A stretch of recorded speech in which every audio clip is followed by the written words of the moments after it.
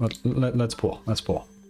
I'm pretty sure it's a 50-50, no pity whatsoever, right? Yeah.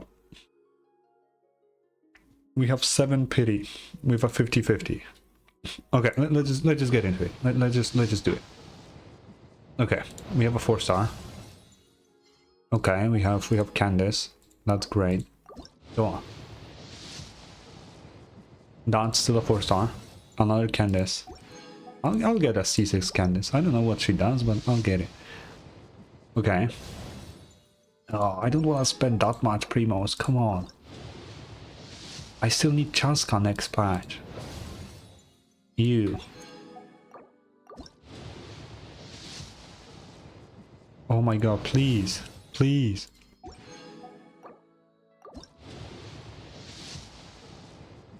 Oh no. Come on. It's gotta be here. No, it's not. I don't need this spear. Come on. Okay, there's a 5-star. Please, just win. Just win the 50-50. Please. Please.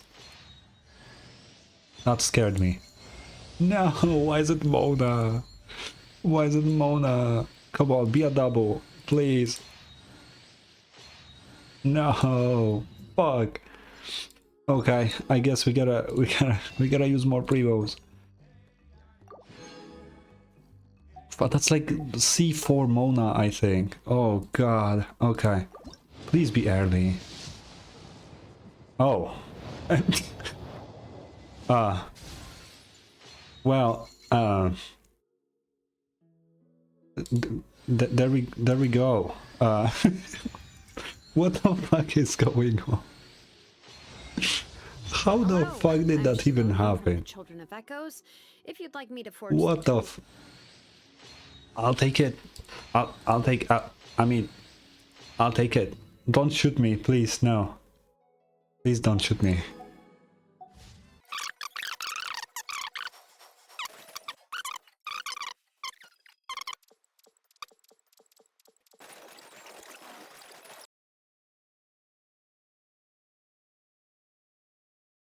Was not expecting to start at the Adventurers Guild, but...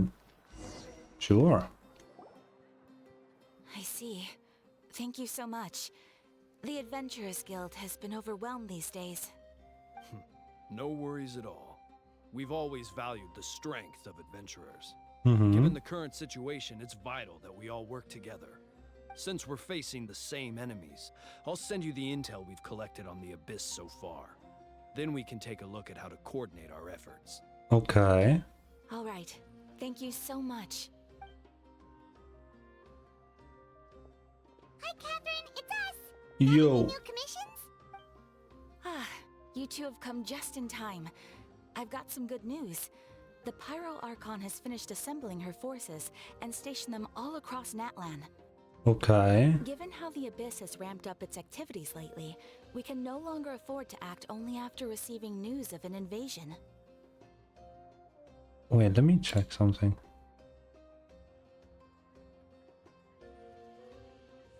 So the Pyro Archon suggested that the Scions of the Canopy and the Adventurers Guild focus on collecting and disseminating intel. That way, we can stay informed of everything that's happening across the land. Okay, that's smart. Once we receive word of enemy activity, we can notify the nearest camp and the stationed forces can take immediate action. Yeah, that will lead to a faster response time. True. Yes, precisely. This should also allow us to focus on gathering information, rather than running around and trying to tackle everything at once. Yeah. So please also take a chance to relax, you two. You've been working hard these days, and this will be a good opportunity for some well-deserved rest. Catherine, I don't wanna say anything, but I haven't done anything in like 3 weeks. So I would actually very much like to get a cool-ass commission. So that's the plan. Whew, we can finally stop and take a break. Yeah, and the threat of the Abyss is still far from over. True. That? It's not like Paimon just wanted to lay here and do nothing. I'm pretty sure Paimon wanted to do that, for sure. The movements of the Abyss are always unpredictable. There have also been times when it suddenly became more active in the past. The people here generally see it as something like an acute natural disaster. Oh, okay. Once the disaster is over, everyone will return to their normal lives. We just all hope that day will be sooner rather than later. Oh, right. Most people have no idea just how bad the situation has gotten in the Night Kingdom. Yeah, it's kind of bad. I also hope the day of peace will come soon.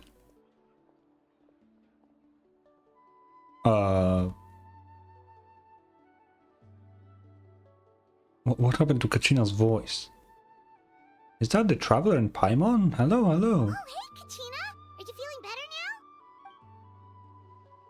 Is there no voiceover? What the fuck? Wait, what happened? Why is there no voice? Huh? Why does Kachina have no voice? Don't tell me it's because of the strike. No. What the fuck? Okay. Now really isn't the time to stay at home and recover anyway. I wanted to do something to help. I heard that Pyro Archon is gathering warriors to be stationed in the more remote areas, so I came here to sign up. That's impressive. Don't think I haven't heard about all the things that you've been doing. With everyone working so hard, I've got to do my part too. Oh, by the way, oh Jesus. Shilonen told me she was ordered to forge you an ancient name. She said that she's all set and we can head over whenever we're ready. Wow! So we'll finally get to meet Shilonen, the legendary forger of ancient names! Paimon still can't believe anyone could forge those things. I'm so glad we can see her. Shilonen is a true master. Not only can she forge ancient names, but also all sorts of new and fun things. She's always got a pile of commissions on her plate, so you usually have to wait a while before she finishes something. In this case, though, she's completely clear. Oh, I cannot read. She's completely cleared her schedule just to work with you. She wants to give your name her full attention. Then we should probably thank her when we meet. Well, I've already signed up as a warrior, so all I have to do for now is wait for my assignment. If it's okay, maybe we can go see Shilonen together. She wouldn't turn me away, right? I mean, I hope she wouldn't. Hey, have some confidence in yourself, Kachina. After all, you're already a victor of the Night Warden Wars. I hope Kachina is the only one without voiceover, because if I have to read all of these, that will make it very difficult. You're the future of your tribe. On second thought, maybe I'll just find a hole in the ground to jump into and hide for a while.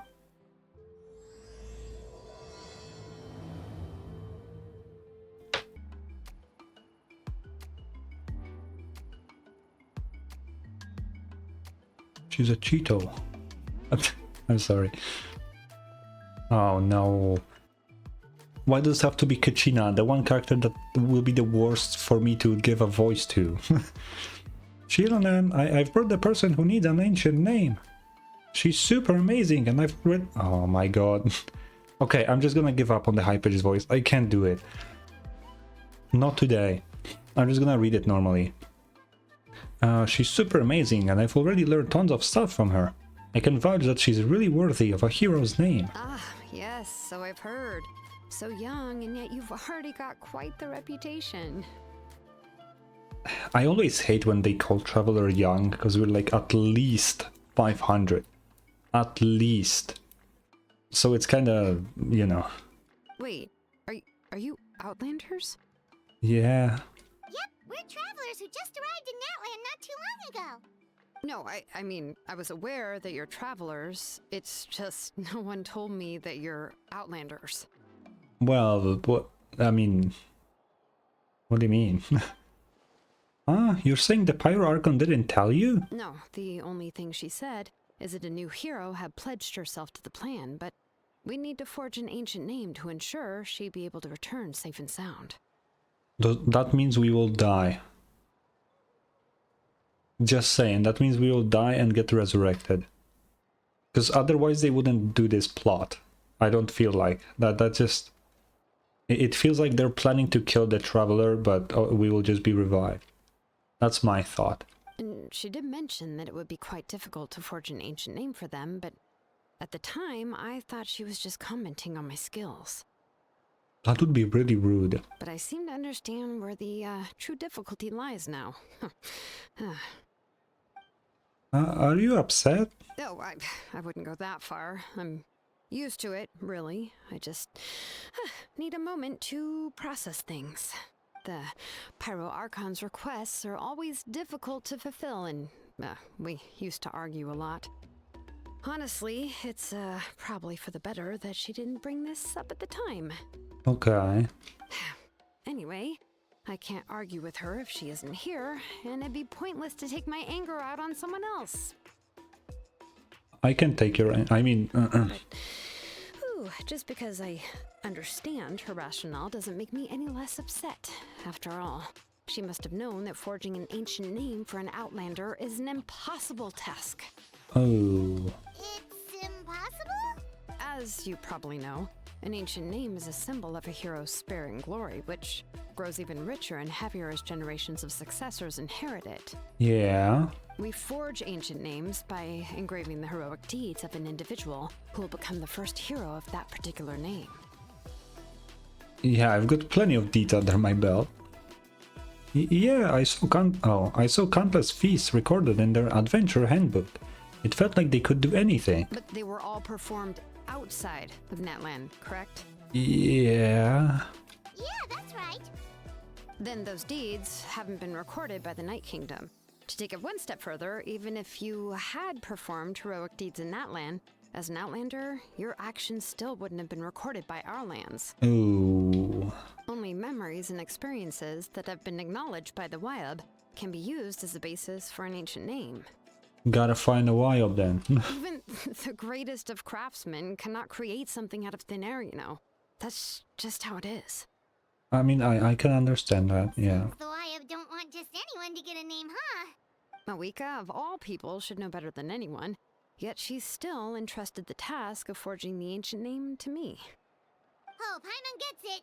Nobody's happy being asked to do the impossible. Yeah. Why do I feel like this has happened before? I think last time Children just ended up running dozens of laps around the hills nearby.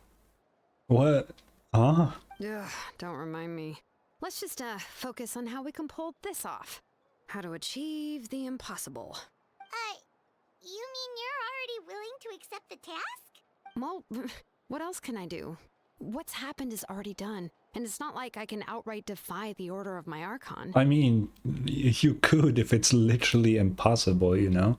If she gave me this order, then she believes the ancient name is an indispensable part of her plan, and that I'll be able to find a way to make it happen.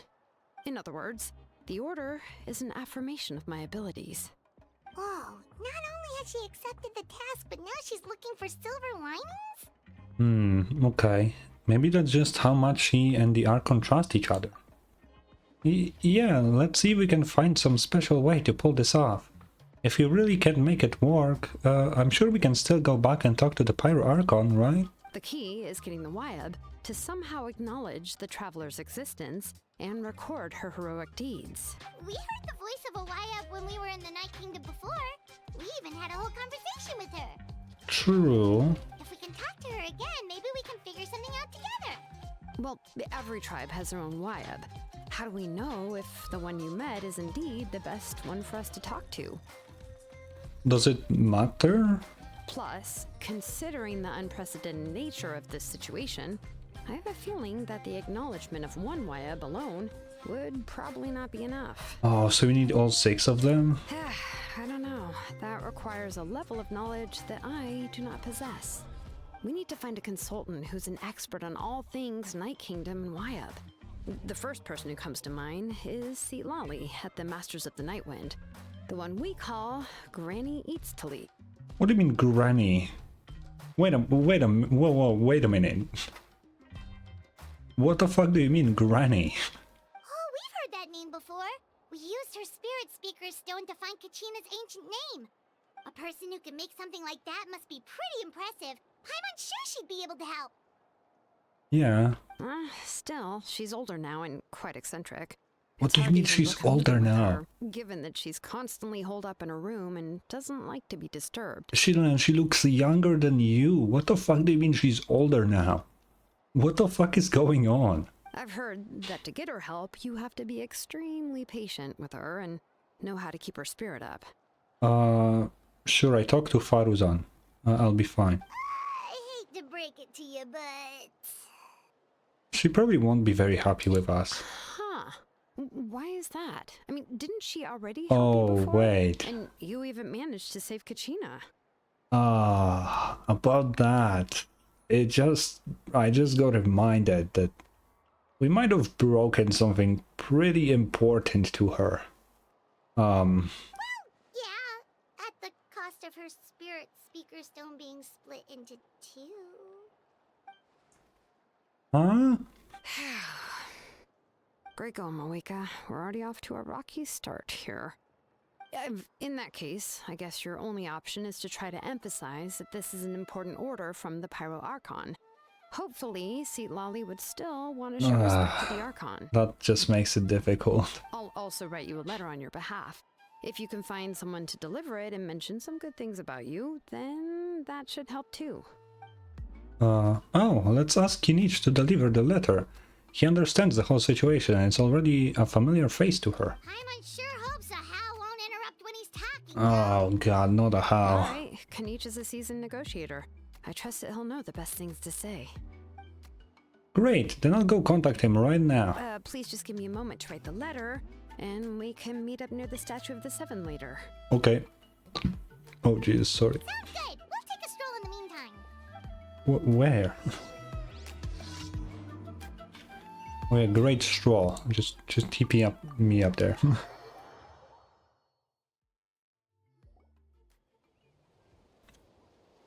How did he get here so fast?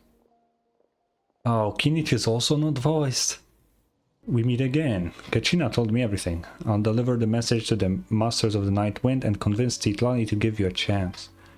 I'll also take this chance to explain what happened to the Spirit Speaker Stone and offer her an apology in person. Yeah, I'm sorry to put this on you, Kinich. It's just that you're probably the only person who knows how to deal with her. It's alright. We're all working for the sake of the Pyro Archon's plan, after all. Everyone here understands how dire the situation has become. Oh, wait, so Kachina and the Traveler also know about the plan? Yeah, wait, does Kachina? I guess she would, yeah. Because we all saw a hero of the past rematerialize right before our eyes. And then Mualani said that a ton of knowledge and memories suddenly flooded her brain. The Pyro Archon explained everything when we came back from the Night Kingdom, including the reason behind the appearance of the hero, as well as the current state of the Night Kingdom. Right. She mentioned there are 6 heroes and that Shilonen is one of 4 that have already been acknowledged. Yeah. Oh, well, then I suppose there's no need to keep any secrets between us. Having companions walk by your side is perhaps the best solace when facing such a bleak reality. Yeah. I have another piece of intel to share. We've pretty much identified the person who rescued the captain in the Stadium of the Sacred Flame. His name is Ororon, and he also hails from the Masters of Night Wind. However, he spent most of his life living out in the wilderness by himself, away from the rest of the tribe. That's why his disappearance went unnoticed. By the time Titlani finally realized that he was gone, no one had heard from him for a while. Lali knows him too? They're from the same tribe, what? That's right, Ororon was an orphan raised by the chief of the Masters of the Night Wind, and many other kind-hearted people in his tribe. Still, he's had something of an odd reputation his whole life. Odd, huh? Given how the Masters of the Night Wind love to babble about dreams and revelations, they're already a pretty strange bunch to most, but if they consider him the odd one, he's got to be pretty far out there. Maybe. That's right. So in that sense, Ororon and Citrali actually have quite a bit in common, which is why they get along pretty well. Huh. Makes sense. But Paimon wonders how Lali could be the first one to notice Auroron's disappearance if she spends the whole day in her room. True. As of now, we still haven't been able to confirm whether Ororon joined the Fatui voluntarily or if he was coerced. Citlali is probably eager to prove that Ororon hasn't betrayed his people. I plan to use this as leverage when I go talk to her. Oh, so if I'm following, You mean we'll help her investigate Roron and the captain's whereabouts? Yes. If you're all on board with the idea, then it becomes a mutually beneficial collaboration rather than just a one-sided request. Even though I don't think Citlali is the kind of person to turn down an order from the Pyro Archon, working together with us will help her focus and not get distracted by the whole Auroron situation. Yeah, that's a good idea. Plus, we kinda owe her one anyway to make up for breaking the spirit speaker's down. Ah, this is a pretty well thought out plan. As expected of Molly Poke Nietzsche. Then, yeah, I'll leave my letter to you. Let's hope Citlali can meet at the stadium in 2 days. Yeah. Sure, I'll head out right away. Take care out there, Kinich. I'll be getting back as well. There are still a few things I need to pack. Okay, then let's part ways for now. I'll see you in a couple of days. Okay. Hey, Shilonin, how's everything going? Oh, hi, Traveler and Paimon. What's up? I have bad news. Citlali did not reply to our request. Although, I suppose I'm not too surprised. Huh? You mean she didn't even bother to give Kenichi a response? Guess she really does have quite the ego then. Yeah, it does seem like Yeah, it. well, she can be also quite eccentric, though she's one of the most gifted people around. Even the Masters of the Nightwind often struggle to work with her. My guess is that she probably has other reasons for not deigning us with a response. No. But let's go to the stadium and see if we can meet her there.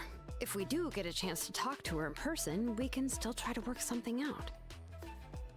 That's true. Let's go! Okay, let's do that. There's no one here. You arrive at the stadium of the Sacred... Paimon doesn't see anybody. Seems she's just not gonna show up, huh? Maybe. Well, we tried to be as considerate as we could, but she's under no obligation to help. That might be true, but this is still a request from the Pyro Archon, right? Shouldn't the subject always answer the call of their Archon? Well, I mean, this Archon is kinda different, Paimon. A subject? Well, if you ask me, I'd say we're all more like friends with the Archon. Yeah. Yes, Mawika is our leader, but that doesn't mean there's any kind of tall barrier between us and her. Yeah, she's literally just a human. She's not even some ancient race or anything. She's literally just a human. The only thing is that she often has very high expectations of us. Yeah, we could tell. So even though she's super powerful, it sounds like she's actually pretty down to earth and easy to get along with. Unlike that old hag Granny Eatstily, right? Does she think she can ignore us just because she's famous? Paimon, shut the fuck up. We'll talk about her like she's some kind of huge deal, but she didn't even bother to reply to our letter. Seriously, if she didn't want to come, she could at least let us know. If that's what aging does to you, Paimon never wants to get old. Paimon. Oh, really? So, that's how you see me? I like this darkness around her. Who's there? Who's talking next to Paimon? Oh, don't mind me. I'm just a disgruntled old hag, right? Come on, relax. I'm sure my bark's worse than my bite. Huh? Okay. Citlali. Oh. Wait, you're Citlali? You're Granny Eatstily? Yes, Granny Eatstly. But emphasis on Eatstly, not Granny. Okay. You must know this trope from light novels, surely. They use it all the time. The young man who's actually the oldest person in the room. The girl next door who turns out to be a seasoned veteran. The wise sage who looks like a little kid. I mean, it does happen, yeah. Actually, Nahida is a prime example of this happening in this game. Oh, wipe that look off your face! You've seriously never seen an older lady that doesn't look her age? Okay, well, don't go thinking it's a trick either. See? I'm barely wearing any makeup. So she's actually old. That's wild. That's crazy. Did I forget to mention, she's called Granny, but she's actually pretty young. Oh, never mind. Okay. I see. Then what? Why the fuck? Wait, then why don't she... Wait. But then why did she try to prove to us that she's not wearing makeup. Like, everything she said so far sounds like she actually was trying to confirm that she's old. But she's not. Why would you want people to think that you're old? What? Why would you want that? That's so... I guess, sure. And you were complaining about the Pyro Archon leaving things out. It was an honest mistake. I guess we've just gotten used to it. I'm sorry.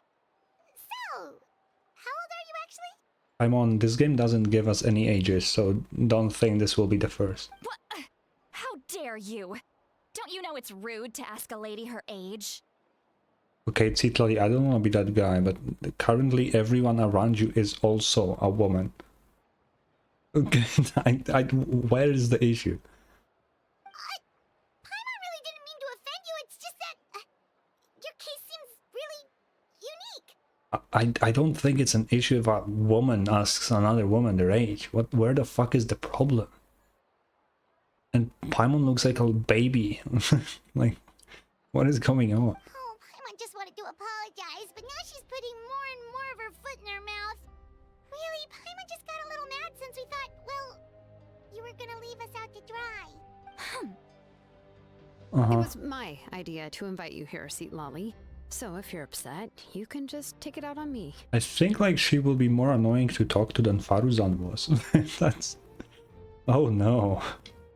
Alright, I was only joking. I didn't mean to chastise anyone.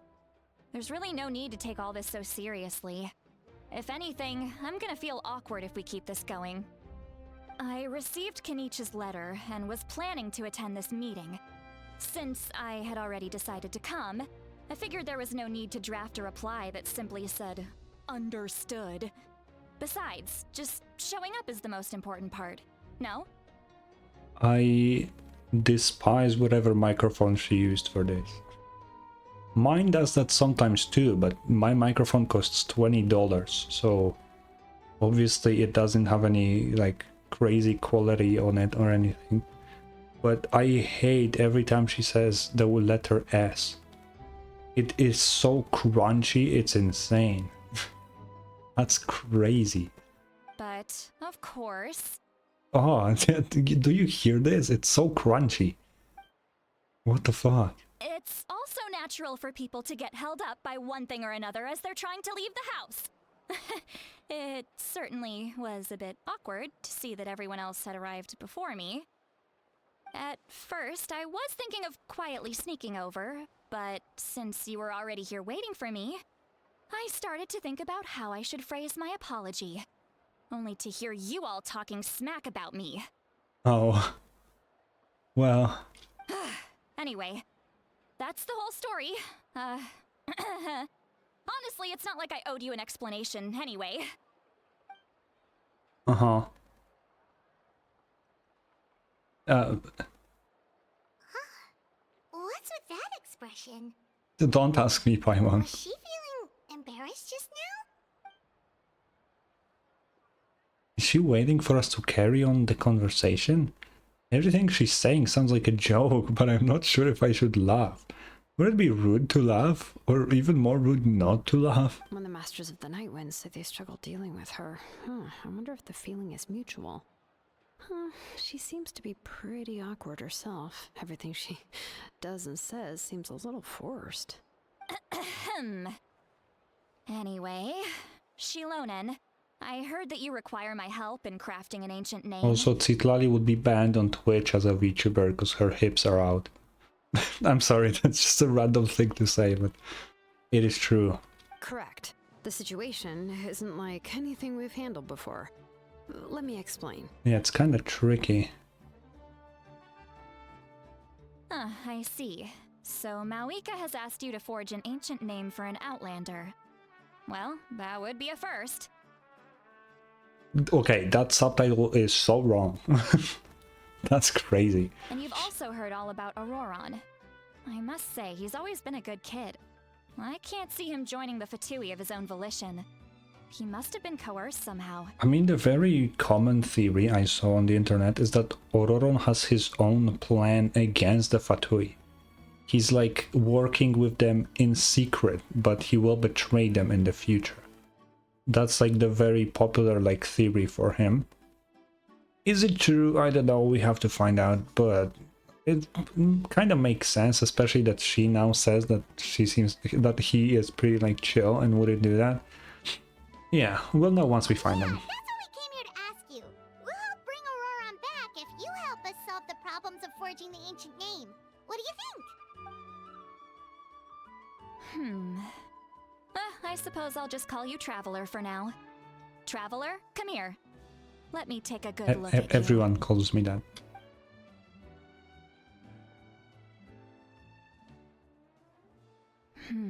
Unprotected hand-holding? What the fuck are you doing, Lumine? Wealth leads to unending conflicts between people.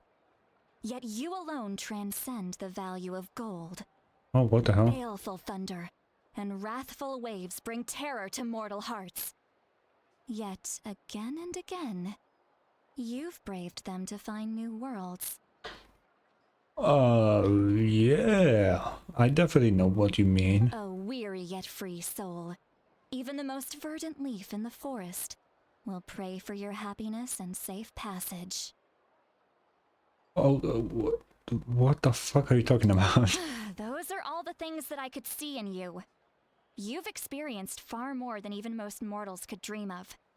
You possess the heart of a sincere hero, along with the conviction to lift a torch above your head and walk headlong into the night. Yeah, I saw more than mortals. Oh, if only there was a reason. If only there was a reason why a mortal would not be able to experience this many things. I don't know, something like, I don't know, being really old maybe. I don't know. There's maybe there's some, I don't think so, right? No way, right? Huh? Don't move. There's something here. Huh? What thing? Don't scare Paimon. Is the traveler gonna be okay? You have cancer? Ah, shoo! What the fuck? That should do it. You've just returned from the Night Kingdom, so some fragments of souls were still stuck to your body. Oh, No need to worry. I've just cleared out the last of them. okay. Isn't that kind of like having part of a ghost come back with you? And? It's nothing as serious as that.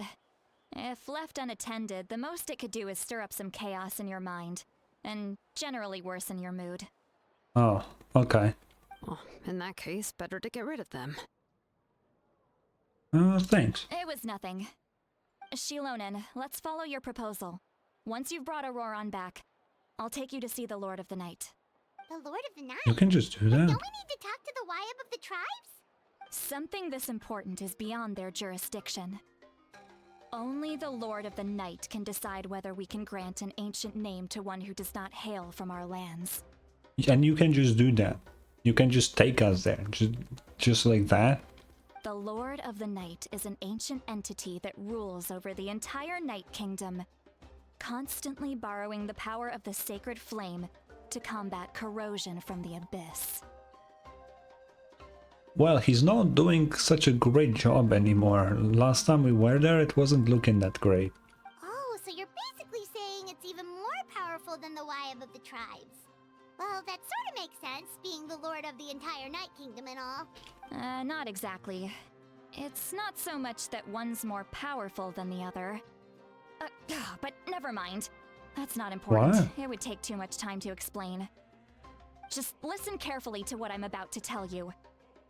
The Lord of the Night is currently in a deep slumber, and we can only communicate with its consciousness while in a trance. In other words, in a dream. Oh. But I will need to prepare a few more things if we are to hold a ceremony to achieve the state of the trance. I'll make a list. Can any of you get everything for me? Sure. I can go. It'll probably be a long list, so better leave it to someone who knows all the local vendors. Sounds good. Then we'll go with St. Lolly to track down Auroron. Okay. Phew, the Vtuber are nothing to scoff at, so please, be careful during your investigation. If you need any help, just come find me. Oh, I fought plenty of them. You don't need to say anything. Yep, we'll be sure to play it safe.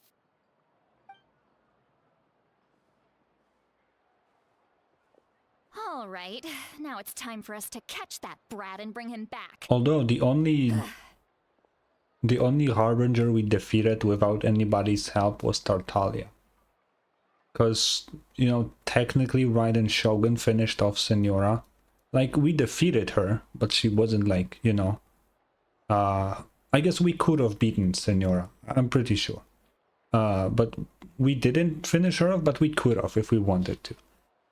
Scaramouche would have kicked our ass if not for Nahida. He would destroy us immediately. And Arlecchino, we couldn't even move. That's how powerful she was. And she was number 4. And Auroron works with the number 1 Harbinger right now. So... I don't know. Oh, I'm sorry I made you wait earlier. It was actually because I decided to swing by Auroron's place to look for clues. Oh? He has always lived alone. And I found a broken jar in his house. There was also something off about his phlogiston aphids. Which I assume is because their keeper has been gone for quite some time.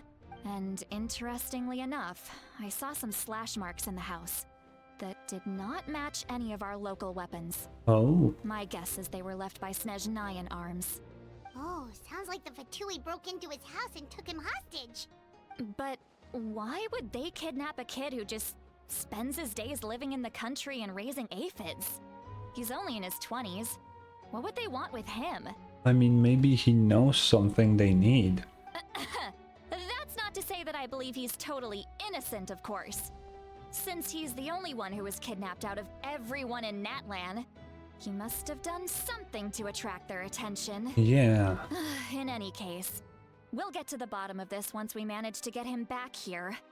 I'm truly sorry to put you two through all this trouble with me. But please help me get him back. You can count on us! All right, then let's start by heading to where Auroron was seen last. Okay. Okay, here we are. Oh, it's suddenly nighttime. This is the spot. An eyewitness claimed to have seen Auroron speaking to some Fatui soldiers here. How do these hair things even, like, work? They kind of just float above her head. I don't know how much you're willing to believe me, but Auroron really is a good kid. I see no reason why he'd suddenly get involved with a Fatui. I'm convinced that what the witnesses saw was actually the Fatui coercing him. Or perhaps trying to extract information. Well, I mean, we're pretty sure that he did save a Capitano from Mavuika finishing him off, so... However, I don't know. I doubt anyone would believe me, given there are no signs of a fight. Didn't Kanich say that she's a big name in Natlan? Feels kinda weird to see her so frustrated and helpless like this. Could you tell us a little more about him? Auroron? Well, he was left at the side of the road as an infant, and the people of the tribe took him in. You could say that everyone had a hand in raising him. Okay. He learned a lot from us, and once he reached adulthood, he built himself a house out in the countryside. He spends most of his days growing vegetables and raising aphids, living off of what he harvests from the garden. He's always been such a good kid. He would even get his friends to deliver whole bags of fresh produce to my place. If that's all there is to him, then he really doesn't sound like a bad person. And he doesn't sound like someone who Fatui would give a single fuck about. That's what is important here. Not whether he's good or bad, it's what Fatui want from him. Because Fatui wouldn't give a fuck about just random guy who lives in the middle of nowhere making vegetables. Like, why would they give a fuck? But they do, and that's what's important here. Well, let's keep looking. He can answer all of our questions once we find him. He's been raising phlogiston aphids for a long time, and since What they are were disturbed, aphids? they secreted a special type of phlogiston. We can use that substance to track his movements. Let's follow the phlogiston trail. Huh? What trail? Paimon doesn't see anything. Oh, right. I forgot your eyes don't naturally perceive such things. Here, give me your hand. Okay.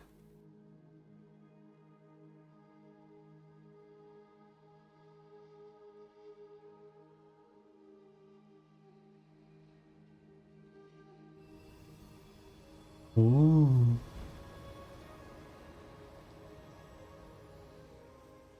Huh?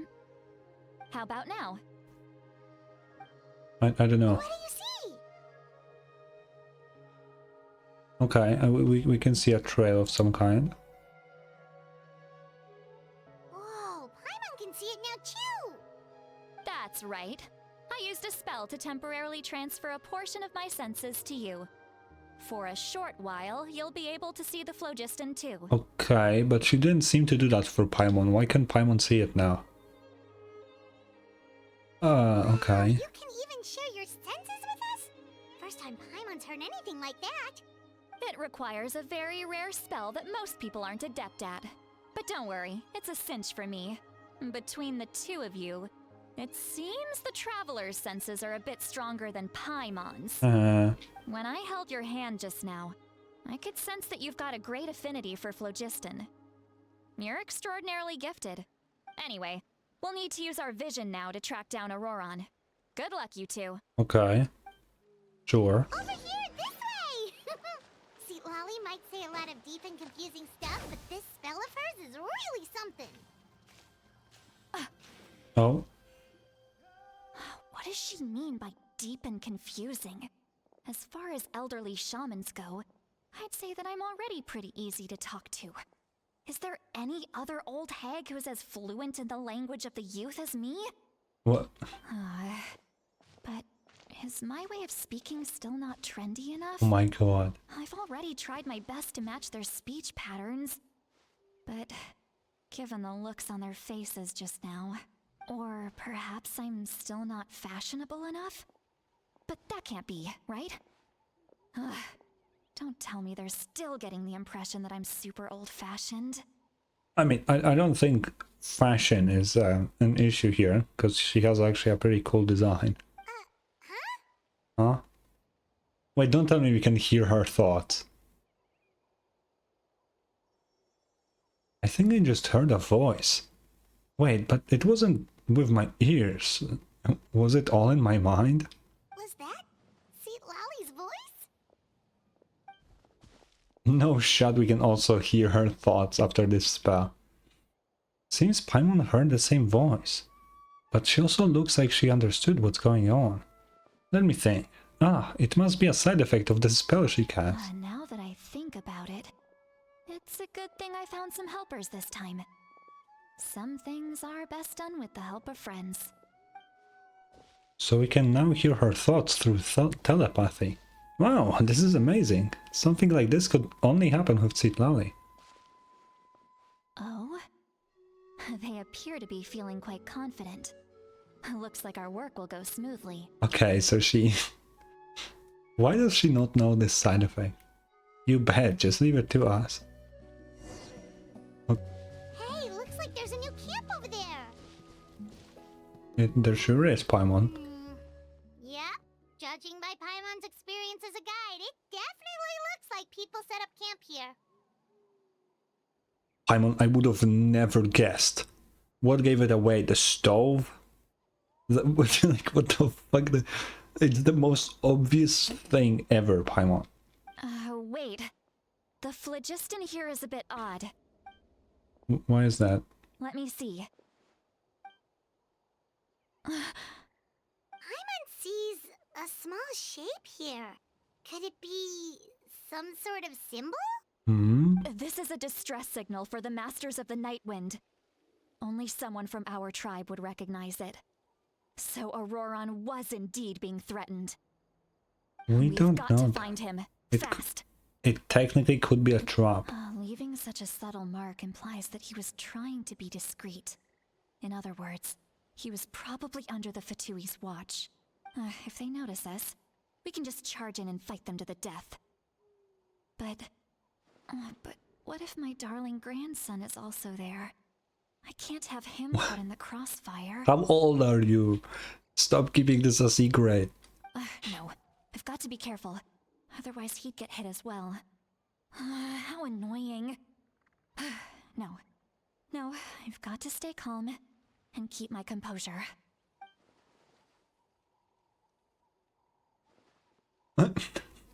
When will we tell her? Are we not gonna tell her? It's kinda fucked up reading someone's mind.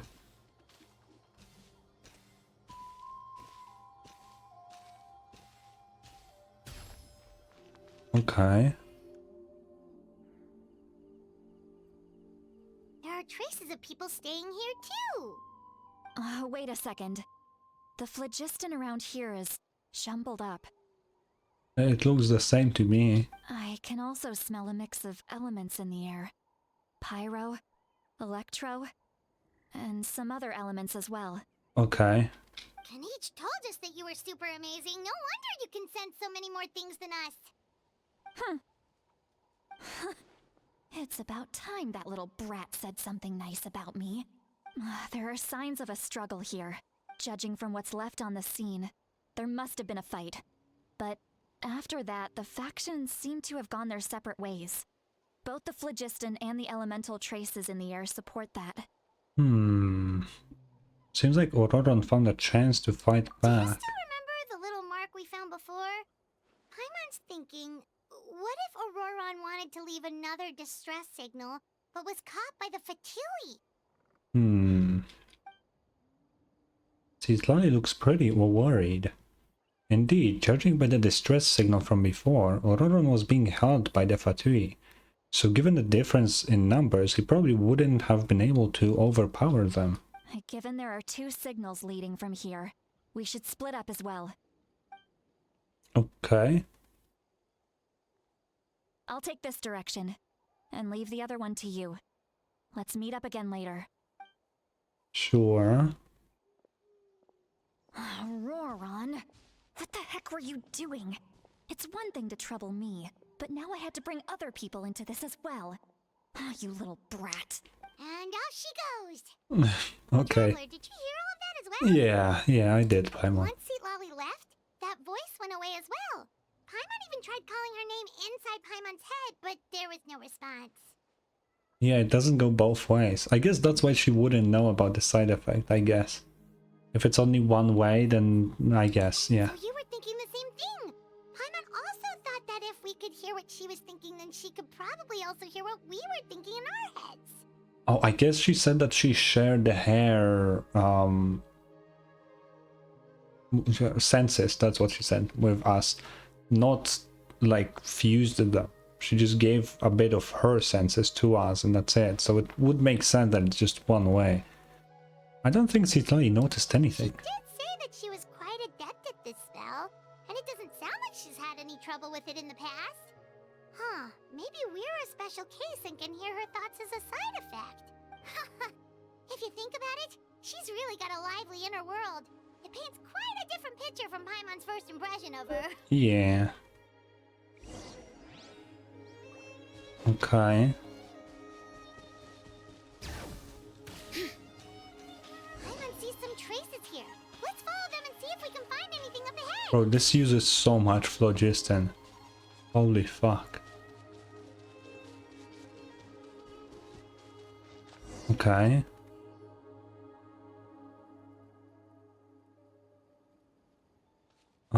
There are traces of phlogiston here, but Did you find something? I don't know. It looks like fucking nothing. The trail completely ends here. So we can't tell where Auroron might have gone from here. That's weird. The phlogiston trail suddenly stops. We can't make anything of these footprints either. But he can't have just evaporated into thin air, right? We know he wasn't alone. He had all those Fatui with him. What if he can fly? Paimon's right. This is all extremely strange. Also, So, you can hear the sounds of the wind from beneath the earth. what? Huh? Whose voice was that just now? The fuck is Paimon?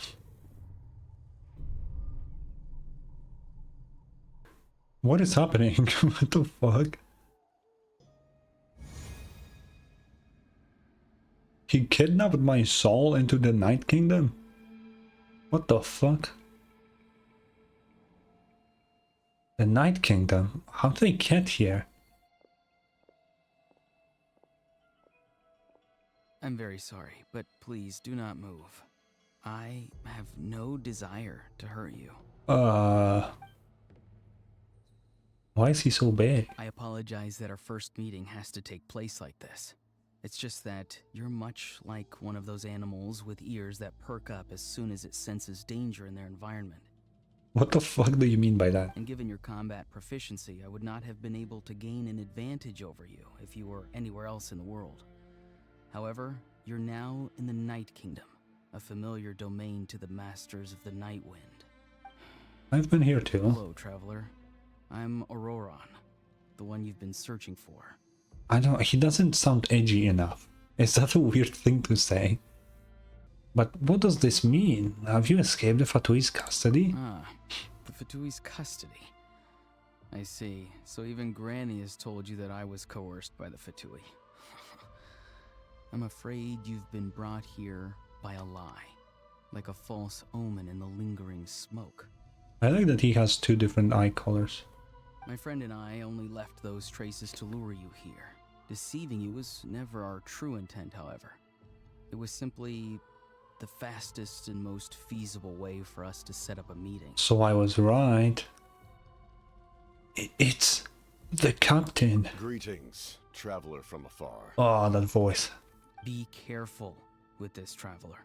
Her soul is temporarily restrained by us, and it appears to have become more fragile in the process. It's taking all my concentration to hold on to her. Is it just me, or are they, like, a bit quiet now? It was I who tasked Auroron with leaving the traces to lead you here, and I who used the Master's ritual to bring your soul to the Night Kingdom.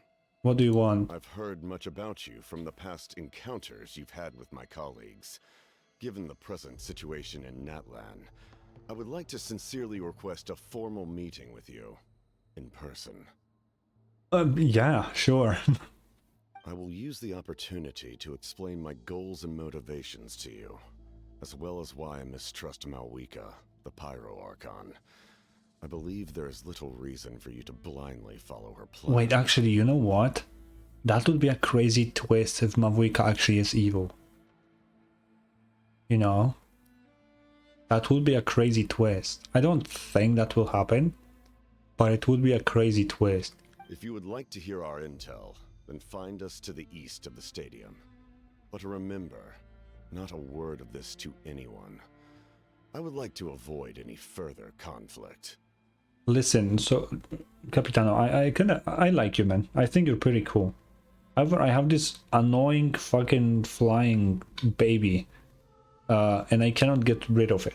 Is it fine if she comes as well? Because it will be difficult to not bring her along.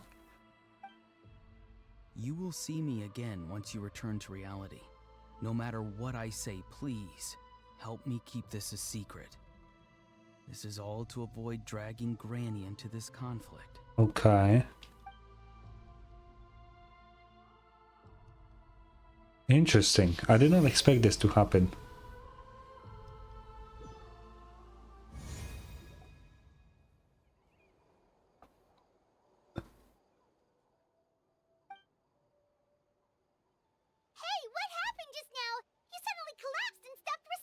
Yeah, I just took a nap, Paimon. I'm good. Was my soul forcibly removed from my body just now? That would explain why I couldn't hear Paimon at all. That's what I said. He kidnapped my soul. Hey, why are you sitting on the ground? Are you okay? See, Lolly! She froze for a moment and then just collapsed to the ground! Could it have been those leftover remnants from the Night Kingdom? Do you have any itches or pain anywhere? Nah, I'm fine. Don't worry. We can take a short break. Sorry, I know I asked for your help. But had I known you were feeling unwell, I wouldn't have taken you on this trip with me. If they were being truthful, then they must have reasonable motivations for what they did. But should I trust them? I could just share everything with Paimon and Citlali right now. But that means giving up on the lead. I still haven't had much dealings with either the Fatui or the Masters of the Night Wind. I suppose I'll stay quiet for now and see if I can find out anything else. Good thing you're doing here, Domin. I love it. Like, they said specifically to not tell anyone. If we tell anyone, they will probably have a way of knowing that we told someone. You know. And I do want to know more about Fatui's If plans. you're feeling sick, you should just say so. See, Lolly should be able to, exorcise any ghosts or weird stuff that you picked up in the Night Kingdom. A seasoned traveler must know the importance of not pushing yourself beyond your limit. If you need anything from me, just say the word. I'm fine now. In any case, let's take a bit more time to rest now. Okay.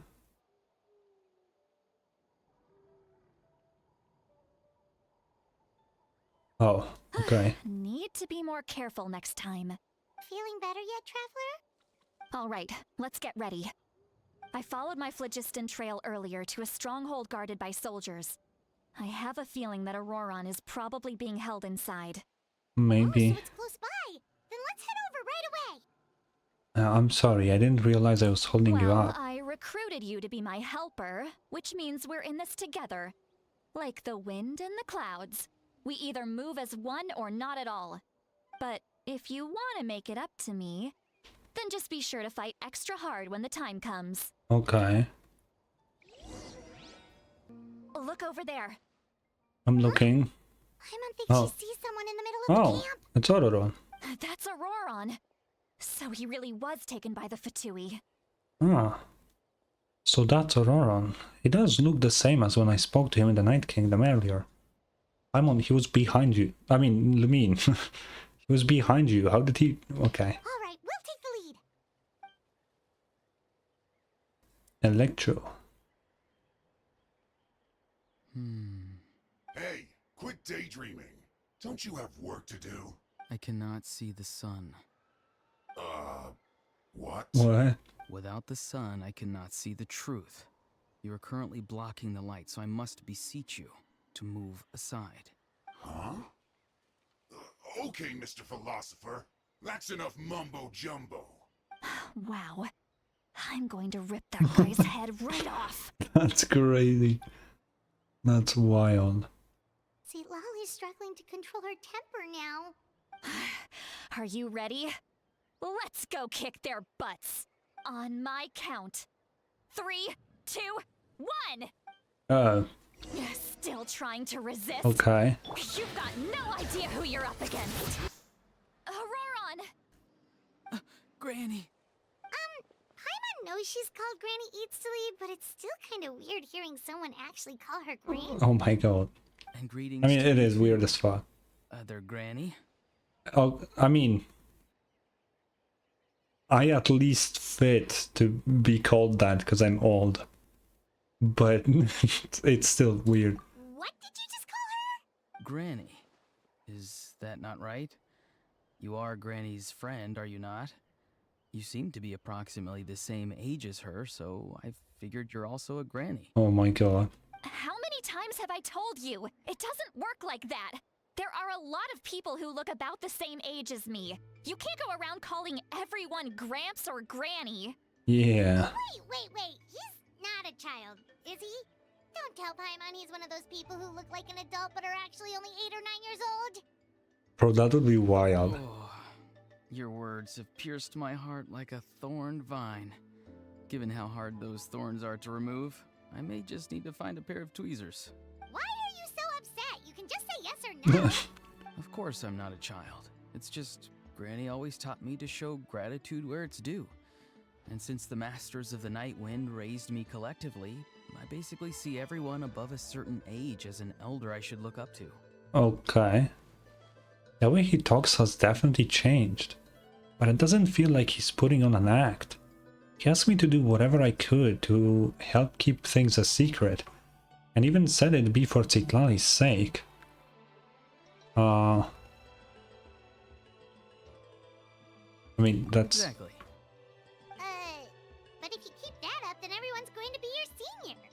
And do you think saying all of this is gonna save you from a scolding, Auroron? Haven't I told you 100 times since you were a kid? Heed the 3 warnings. Huh? Be wary of bees prowling around, scammers looking for their next victim, and strange people who appear out of nowhere. Oh, so you do remember and you just chose to ignore them. I always knew that living on your own was going to get you into trouble sooner or later. But getting kidnapped? That really takes Yeah, that the is cake. kind of crazy. You won't always be able to rely on other people coming to your rescue, you know. You're just lucky we got here when we did. Or we might be launching another search and rescue operation to find out where they put your severed head. I'm sorry, Granny. I'll be more careful next time. It's so weird hearing him. Okay. Next time? Oh, good one. You think there'll be a next time after this? Not a chance. They didn't hurt you, did they? No, they just asked me a lot of questions about Natlan's terrain and made me draw a map of the ley line distribution. Wait, what if, just a wild take, what if his personality is different in the Night Kingdom? I'm just gonna throw that in there. I don't know why, but I'm gonna do that. Okay, now answer me honestly. Were you the one who helped the captain escape after his battle with the Pyro Archon? Yes. So why did you do it? Because they said they would need my help from there on out. They also said that if I refused, they'd just come to you, Granny, and they'd already figured out a way to make you do their bidding. Wow. Hey, I'm no ordinary Granny. Would they really dare to come after me? And you! Did the gods give you a brain just for you to not use it? Did you really believe everything they said at face value? And not stop to think?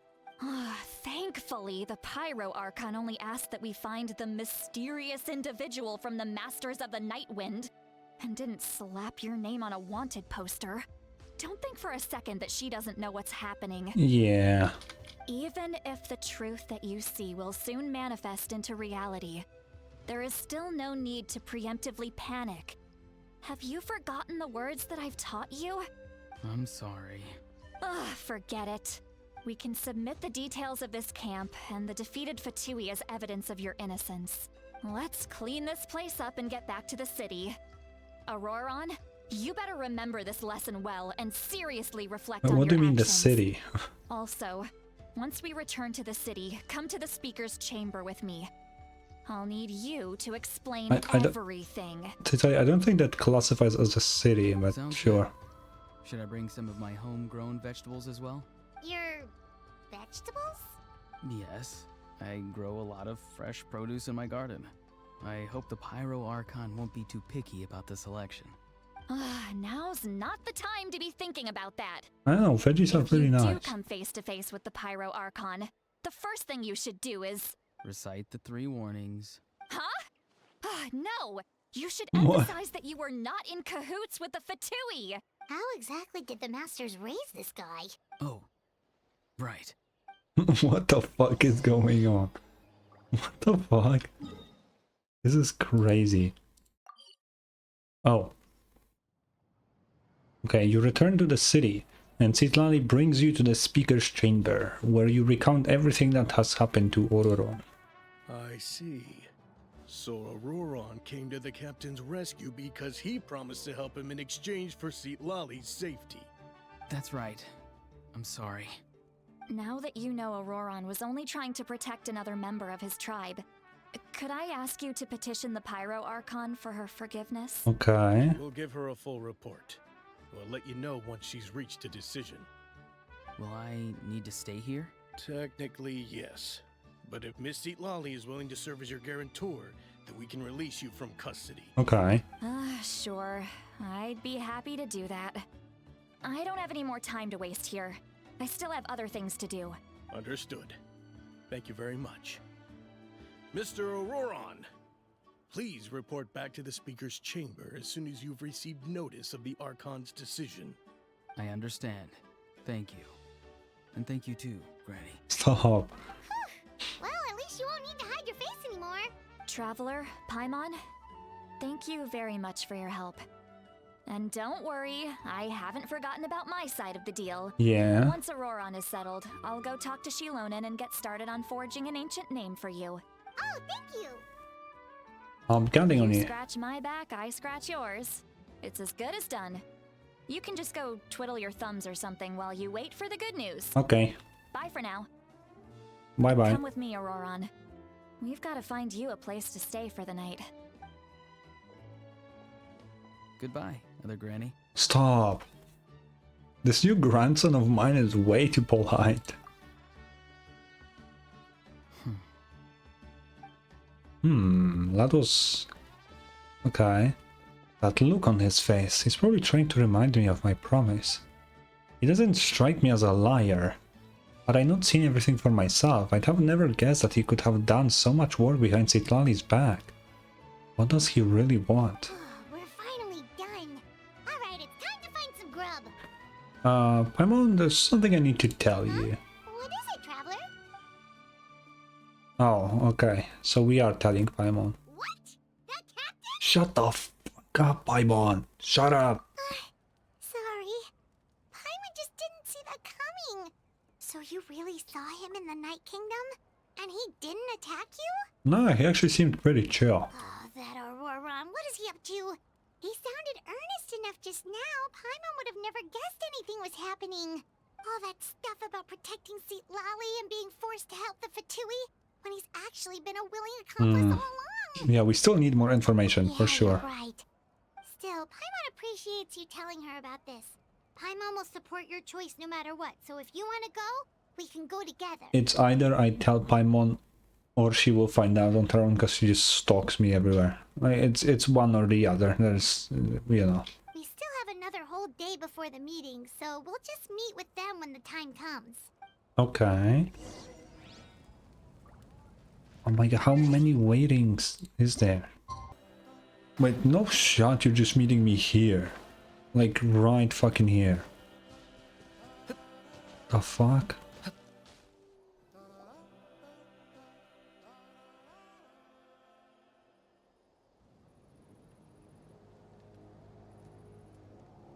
Also, there's a Wyob here Paimon doesn't see anyone. all the time, so... Oh, please don't let this be a trap.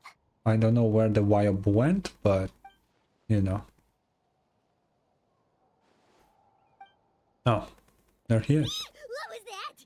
Paimon, shut the fuck... Good evening. Nice to see you again. It's you. You shouldn't pop up from behind people like that. What are you, a ghost? I'm terribly sorry. It's just a force of habit. What do you mean? And what's with you apologizing all the time? You sound so polite and honest, but you're actually doing shady stuff behind people's backs. You're right. Granny tells me that too. Huh. Come to think of it, you remind me of her. Sometimes you two sound really similar, you know? I don't think so. Oh, so you're gonna call Paimon Granny too now? Well, I could. No. Okay, let's just get to the point.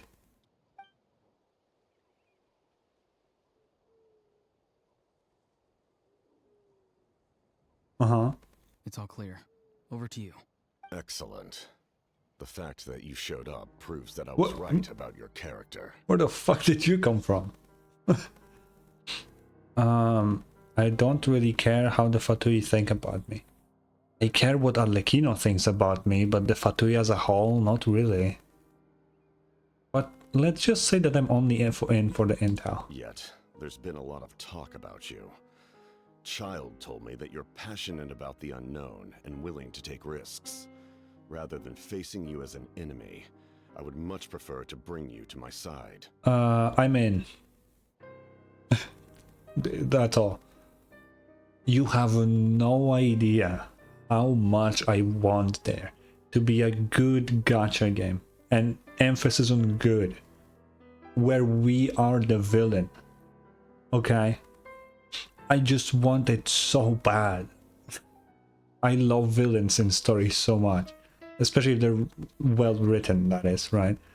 I just need to be the villain one time. Like, just please give it to me. Please, for the love of God. I want to do some fucked up shit in a video game, okay? Please.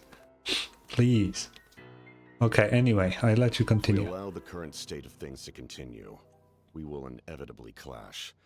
And that's a scenario that I'd very much like to avoid. I wonder why. I certainly want to avoid that because I will die. You know, I couldn't even move while fighting Arlecchino at her full power. It probably even wasn't her full power. And she's number 4. He's number 1. God knows what the fuck he can do when he goes full on, you know? But why? I've long heard of your exploits across the nations. Though you have crossed swords with my colleagues many times, I know that you are by no means an unreasonable person. Yeah, we are pretty reasonable, yeah. Because somehow we're friends with Tartalgia, who fought us to the death and then decided, I'm gonna drown all of Liyue. I don't know why the fuck we like him, but, you know. And once you've learned the truth that the Pyro Archon Malwika would never willingly share with you, you may just find it in your heart to consider my proposal. Just get to the point, please. I like your voice, but please. I assume you've already been informed of the Pyro Archon's plan. In order to defeat the Abyss and save Natlan, she still needs 2 more heroes to appear. That ominous music in the background, I just noticed. Wait, how did you know that? Never mind. Guess that's not important now. I've long kept a close eye on her plan. To be frank, it's an exceedingly risky plan. He's frank. Will the heroes really appear? And even if they come to her, will their power be enough to drive the Abyss back? Why did they make that joke? Capitano's name's Frank, like confirmed, like it's right here, and they just wrote it. Okay, I'll stop, okay? I'll stop. This is some important shit going on. If any part of the plan goes awry, all of Natlan, even all of Tevat, will pay for her mistakes. All of Tevat? Yeah, I guess if a whole nation is overtaken by the Abyss, that's a pretty big fucking deal. So yeah, I agree with that. Now, you may have been led to believe that this is the only plan available to her. But what if I told you she's had another emergency plan all along? The details of which she has chosen to keep hidden from you. Oh? An emergency plan? Yes. A way to keep Natlan intact, even if her original plan fails. But given the painful cost of its execution, she has chosen to keep it as a mere backup plan. Oh, what is it? Whether this stems from hesitation, fear, or even naivete, I cannot say. But Natlan cannot afford to wait until she comes to her senses. My fear is that given the enormity of the decision, she will be reluctant to confront the dire reality we face until it is too late. There will be no time left to execute the backup plan, and all of Natlan will be lost to the Abyss. Oh. We have to make the decision for her, here and now. But what's the plan? You could, like... Yeah, until you tell us, it's just speculation. Yeah, do you have any evidence for all this? Just telling us a bunch of scary stuff isn't enough, you know. Besides, wasn't it you who tried to seize the Gnosis for the Tsaritsa's plan? Wait, by seizing the Gnosis and making the decision for her, could he mean that the Gnosis has something to do with the backup plan? I knew you'd be clever enough to see. That's right. I did not seek the Gnosis for the Tsaritsa. Oh. Since I was defeated in battle, I must put to rest my thoughts about the Gnosis. But even so, my desire to save Natlan remains unchanged. Wait, so he didn't want the Gnosis for the Tsaritsa? Huh. That sounds kind of different than what Arlecchino had in mind. Because Arlecchino is like, I am grabbing this Hydronosis for the Tsaritsa, but she lets me use it once to save Fontaine. And Capitano here is like, I didn't want this for the Tsaritsa, like at all. Interesting. I wonder what's his connection to Natlan, because he seems to care about this nation a lot. And now, I have found a new way to solve the crisis. We can implement it immediately if we reach an agreement. Oh. Oh. Someone's here. Who the fuck? Huh? The captain disappeared! How is he doing that? Something is rapidly approaching. Oh no. Something? Bad news, chump. It's your granny. Okay. See, Lolly? When did you get here? I knew something was amiss after we were separated. Hidden ceremonial tools, an unconscious traveler. I must say, I'm very curious about what you're up to. Oh. How dare you go behind our backs like this, Auroron? Colluding with the Vtuber? Really? Oh, here we go again. Cat got your tongue, huh? You really think you can avoid a scolding just by staying quiet? I'm not trying to avoid anything. Oh, and now you're talking back. Well, go on then. Explain yourself. What the heck are you up to? I'm sorry, Granny. I feel so guilty. Oh my, why is he? You! That's it! Where are my tools? I swear if I don't teach you a lesson right here and now, I'll... Wait, Molly! Please, calm down. We, still learned a lot of info, didn't we? Like the fact that the captain isn't trying to seize the Gnosis anymore. So, maybe just save the scolding for later, okay? Yeah, you kind of came in the worst possible moment imaginable. How do you feel about that, Citlali, huh? How do you feel about the fact that you fucking did that, huh? We could have gotten so much info right here, but you fucked everything up. How does that make you feel, huh? Because I don't like that. I want the info, but you just stopped me from getting it. Like you don't care, you don't understand how much I care about the lore here. And now I didn't get much. I could have gotten way more. Fuck. Yeah, this is no place to discipline a child. Listen well, Auroron. You're only getting out of this now because of the Traveler's plea. This isn't over. You hear me? You're right, Traveler. Let's go. We can discuss this more back in the city. You two keep an eye on Auroron for me, okay? No, I'm staying here and waiting for Capitano to show up again. Fuck no. The hell? Our conversation with the captain was interrupted at the most crucial moment. But if Auroron's still here, maybe we can still learn the rest from him. Maybe. Maybe we can. Are you running away?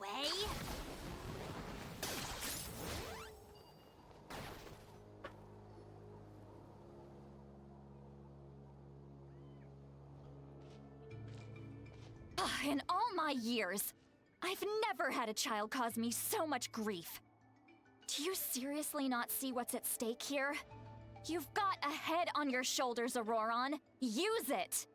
Why did you help the captain? And I want the truth this time. Yeah, go on. No answer? Think you're being smart? Then let me ask a different question. What does the captain want? What is his purpose in Natlan? Really? You're just going to stonewall me? Looks like Auroron has no intention of answering her. Just use your brain for a second. What do you possibly stand to gain by helping the captain? Only endless trouble awaits you and everyone in the tribe. You've always been a good kid. Why would you throw that all away now? If you're worried about something, just talk to me. Granny would much rather we had a conversation instead of constantly clashing like this. Why is he staring at us all of a sudden? I'm sorry that you have to hear all this. Yeah, it's definitely a little awkward for sure. Indeed. It's like going to visit a friend at his house, only to suddenly hear your friend berating a naughty Saurian. What? Sure. Well, that's an oddly specific analogy. Wait, did one of your friends really do that? Yes. And every time my friend scolded his Saurians, they would look at me the same way you're looking at me now. Helpless and embarrassed. Wait, but you're the one getting your head chewed off. Stop making this about Yeah. Indeed, you've got a point. Then please just hang in there for a little while longer. Granny should be done with her scolding session soon. Oh? You dare gossip between yourselves instead of listening to me? She's so far away. Sorry, Granny. Sorry, Granny. Sorry, Granny. You know what? Fine. I'm perfectly aware that everything I say goes in one ear and out the other. You're all grown up now, so why would you listen to an old hag like me? You say all the right things, but then you go and completely ignore me.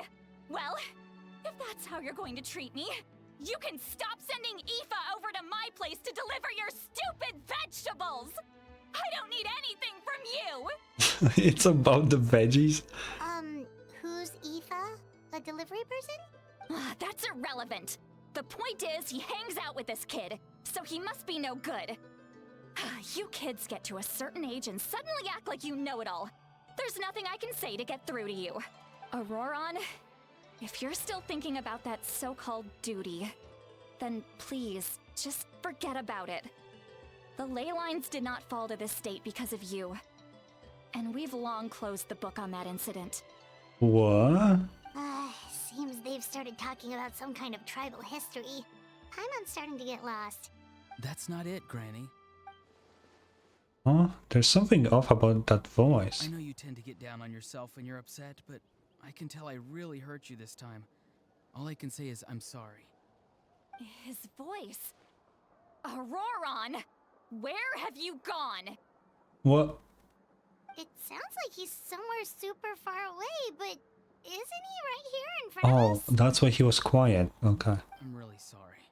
It's up to all of us to do everything we can to save Natlan. So I've got to go. What? Huh? Get back here this instant! Auroron! What is this? Powder from plant spores? Is that the trick he used? What just happened? How was he able to suddenly get so far away like that? It's a trick of his. If you grind spores into a powder and spray it in the air, it can be manipulated to create an illusion. What the fuck? What do you mean? He pulled it off flawlessly. He must have put a lot of time into perfecting it.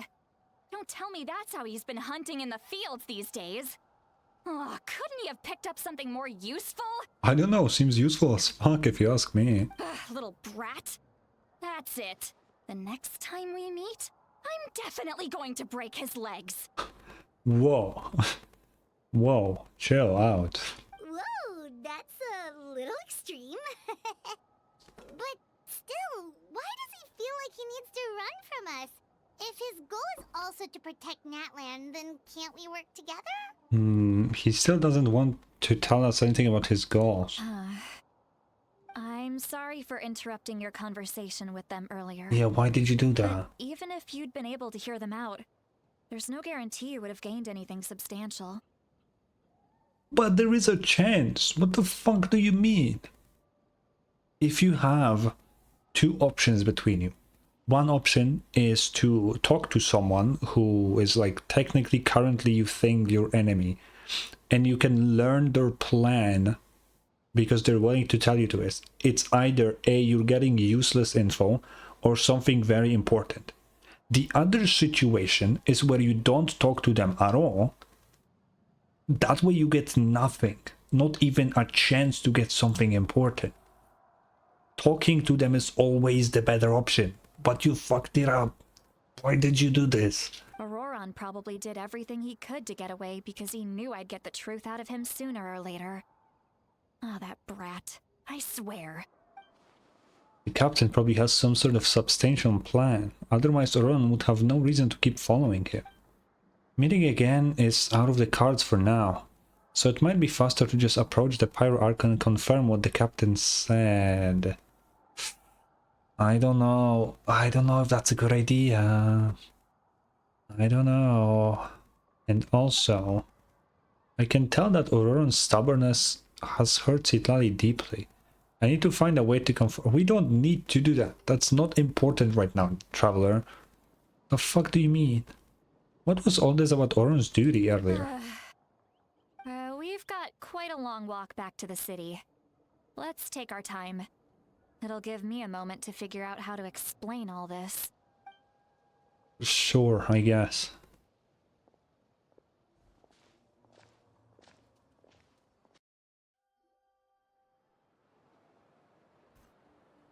So? Do you two have some time? Feeling hungry? How about we get something to eat? I will grab a snack after this. All right, it's been a while since we last ate. Now that we can relax, Paimon just realized how hungry she is. You're always hungry. Then let's go. We can find somewhere to sit down and talk. Food and drinks are on me. Free food? Paimon's got a secret food fund so she can do the honors. How did this become Paimon's bill? Citlali She looks quite down on herself. Alright. It's on Paimon this time. Yeah. What's one meal to the best guide into value? Let's go. We're wasting Paimon's money. So you can just sit back and enjoy, Sweet Lolly. Paimon will take care of it. Hey, come on now. You won't even let me take you out for some food and drinks? I just wanted to treat you to a meal. Are you sure? We can save you some Mora. Mora is the least of my concerns. Besides, we're definitely due a meal after all the time we've spent together. Let me get this one. I might be an old hag, but I like to think I'm not completely useless. Well, I mean, you already helped us save Kachina, just not directly. Sure, that's fine with us, but Paimon doesn't want you to be sad, Sweet Lolly. Don't worry. I'm sure a juicy grilled steak will work wonders. Sure. The three of you walk into a tavern and find a quiet spot to sit. You and Paimon order some food and fruit juice while Tiroli begins chugging down bottle after bottle of wine. She's getting drunk. What are you looking at? Do you see two people standing by the door? They look like spitting images of each other. Are they twins? Oh no, she's drunk.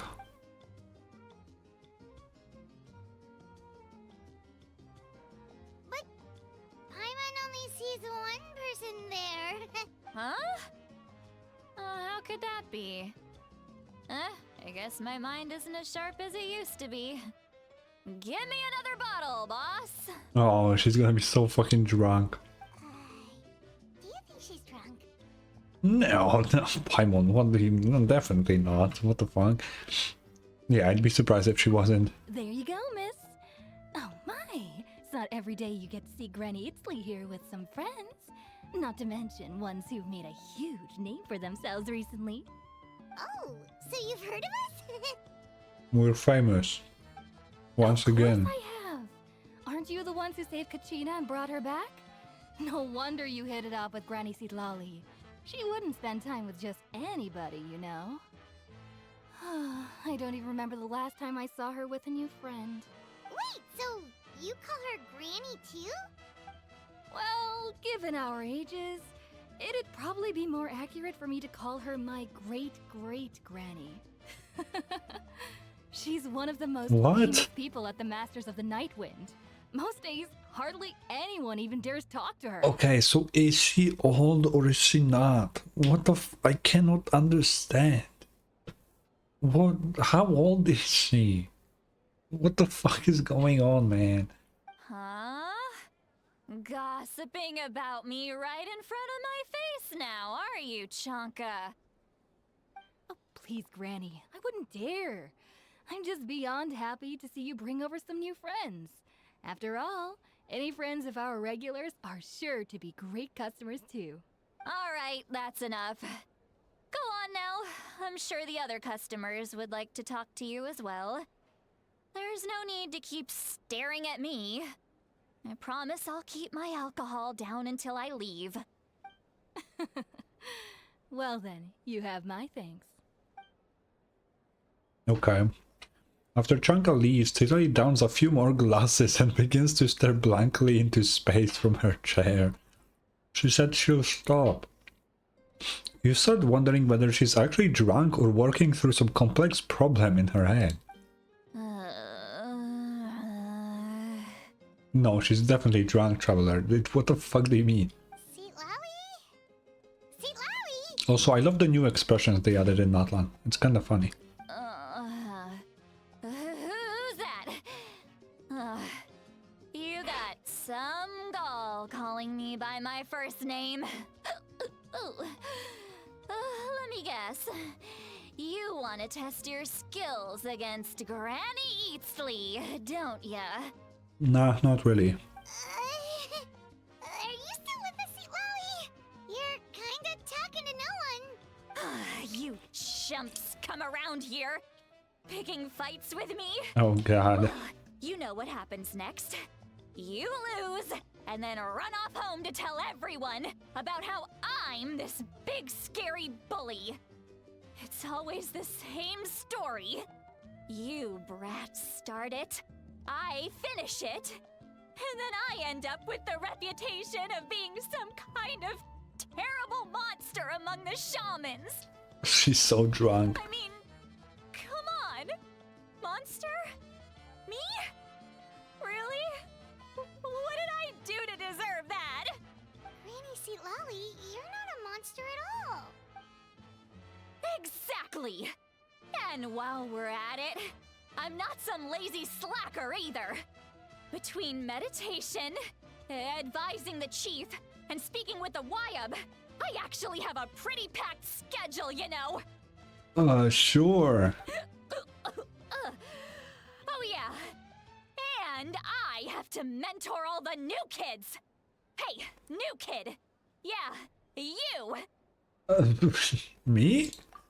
Don't play dumb. Didn't I teach you how to find phlogiston? You see? I know my stuff. I'm a good teacher. You tell him. Yeah, sure. That's more like it. About dang time someone showed me a little respect. Yeah, Granny's a hard worker, all right. You can always rely on old Granny.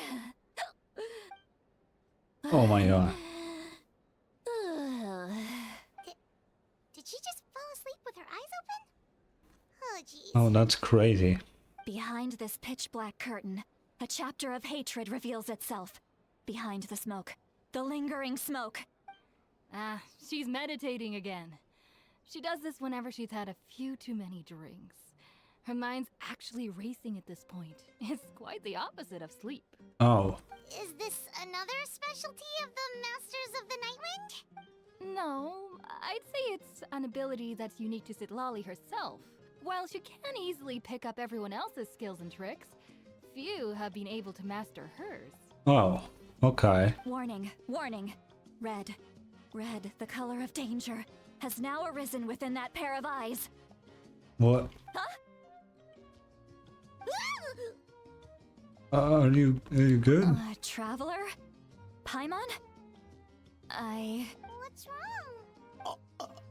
I'm gonna hurl. Oh my god. Hang on, just keep it in. Phew. Okay, it's passed. What the fuck is that was going a on? Close one. You had Paimon worried. Paimon really thought you were about to barf all over the table just now. How embarrassing. I'm sorry you had to see me like that. That's never happened before, I swear. I've never thrown up, not once. We didn't ask about before. Are you feeling okay? Wanna take a quick walk and get some fresh air?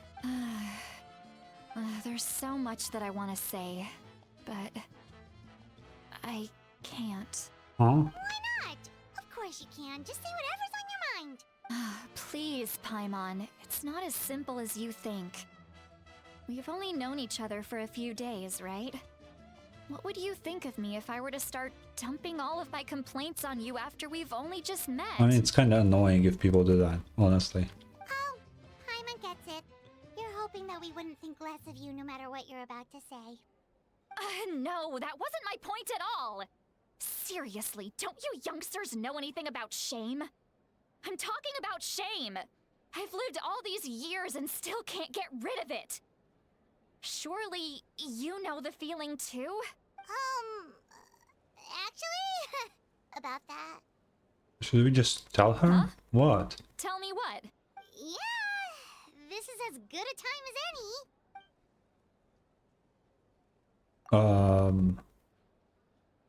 Try not to get too upset. What are we about to say? You described the events that took place during Auroron's rescue as objectively, fairly, and impartially as possible. Citlali shared some of her senses with you through a Oh, that's what she's talking about. So, you heard my... It's okay, Citlali. You had every right to complain about those things. I can't take it anymore! Why do these things happen to me? Hearing me mumble under my breath is one thing, but hearing what I mumble in my own head? Yeah, that's kind of wild. Too much. It's just like when you're rolling on the floor in your pajamas, but you forget to lock the door, and someone bursts in to deliver cabbages and sees the whole thing. Yeah, that definitely happens to everyone. Yeah, I've been there too, for sure. Yeah, So that, happens to you a lot? It happens to people in general, okay? Doesn't matter if you're 200 years old or 1,000 years old. Everyone rolls around in their pajamas sometimes. I was just picking something generic. I don't have pajamas. I just sleep in my underwear, Citlali. I don't think that counts. And I certainly don't roll on the ground ever. Like, at all. But yeah, everyone does. Yeah. Are you okay? Take a walk with me. I have things to share with you. Looks like she's completely given up. Like those criminals who just confess everything and accept their fate. Yeah, Paimon, yeah. I definitely was just thinking about that. We should follow her just to make sure she doesn't do anything stupid. Great idea, Traveler. Honestly, great fucking idea. Well, great view, right? Yeah, I love coming here by myself. looks pretty good. I'm really glad to look at this corpse of a moon sister. Very pretty. Wow, it's beautiful! Yeah. You're making me want to cry. I literally said nothing. Oh no, what do we do? Please don't cry! I was an expression, okay? A figure of speech. I'm just... embarrassed. Here you are thanking me. Even after you helped me all this time. Yeah. Let's just have a casual conversation. It's easiest that way. Really? You don't seem like the kind of person who keeps things casual. Well, I guess I used to be more of a stickler for the rules. And you're right. I don't usually open up to the people of my tribe like this. Yeah. I'm just an eccentric old hag to them. That story's been passed down so long. It might as well be true. But you're just a regular person. How old are you? The kids of my tribe would have a heart attack if they heard you say that. Granny Eastley is a powerful figure. Be careful around her. That's what they'd say. Well, you are powerful. Are they afraid of you? Some are. Others are mad I always come out on top. A few decades like that. And people stop knowing how to deal with you. How old are you? What about you? Are you scared of me? I don't know, let's have a 1v1, let's see. We don't find you scary at all. Yeah. That's because you're not from my tribe. You don't know how many delusions of grandeur I've destroyed just by existing. What? I make people realize that no matter how hard they work, they'll never become a living legend like me. Yeah, have you ever fought a dragon? Or 2 dragons? Or 3 dragons? Have you ever befriended a sovereign before? That's kinda legendary, I would say. I don't know. Oh, not to brag or anything. Have you fought God It's before? hard to believe. Just pretend I never said anything. We believe you. Shilonen has full faith in your abilities, and Auroran didn't seem scared of you. He thinks of you as his granny, right? When are we getting the ancient name, by the way? That's actually... we're kinda... You know... Yes, but Auroran's a special case. Mawika already told you about her plan. And you've given so much help to Auroran and me. You deserve to learn the full truth. Okay. Auroran's not like other people. As I mentioned, he was abandoned as a child. The reason being, his soul is incomplete. Oh. The Masters of the Nightwind view this as a bad omen, capable of bringing about illness and misfortune. No one knows who his parents were. He was just left on a rock in the wilderness. It's a miracle he wasn't devoured by some wild beast. The Masters of the Nightwind believe they can see human souls, and in Auroron's incomplete soul, they saw a possibility for Natlan. What? A possibility to turn Auroron into a vessel for lost souls. What? What do you even mean by that? What? The ceremony would allow lost souls to gather within him. Auroron would then be sent to the Night Kingdom to return the souls to their rightful place, strengthening the ley lines and completing the ceremony. Wait, that doesn't sound right. Yeah, wouldn't I just kill him? Now you see the problem. When damage occurs to the Night Kingdom, the souls held within disperse and remain adrift, unable to find a way back to the ley lines. This loss of souls damages the Night Kingdom even further. The ceremony can send back countless souls at once, which would benefit the Night Kingdom and the souls themselves. Of course, the vessel, Auroron, would be sacrificed in the process. I wasn't surprised the chief at the time came up with the plan. The ley lines were already in a terrible state. A suitable candidate for the ceremony appears, and now you have the chance to make things better. Of course you're going to take it.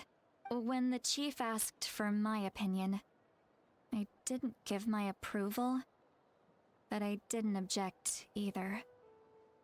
So they went ahead with the ceremony. It failed. Oh. And Auroron escaped with his life.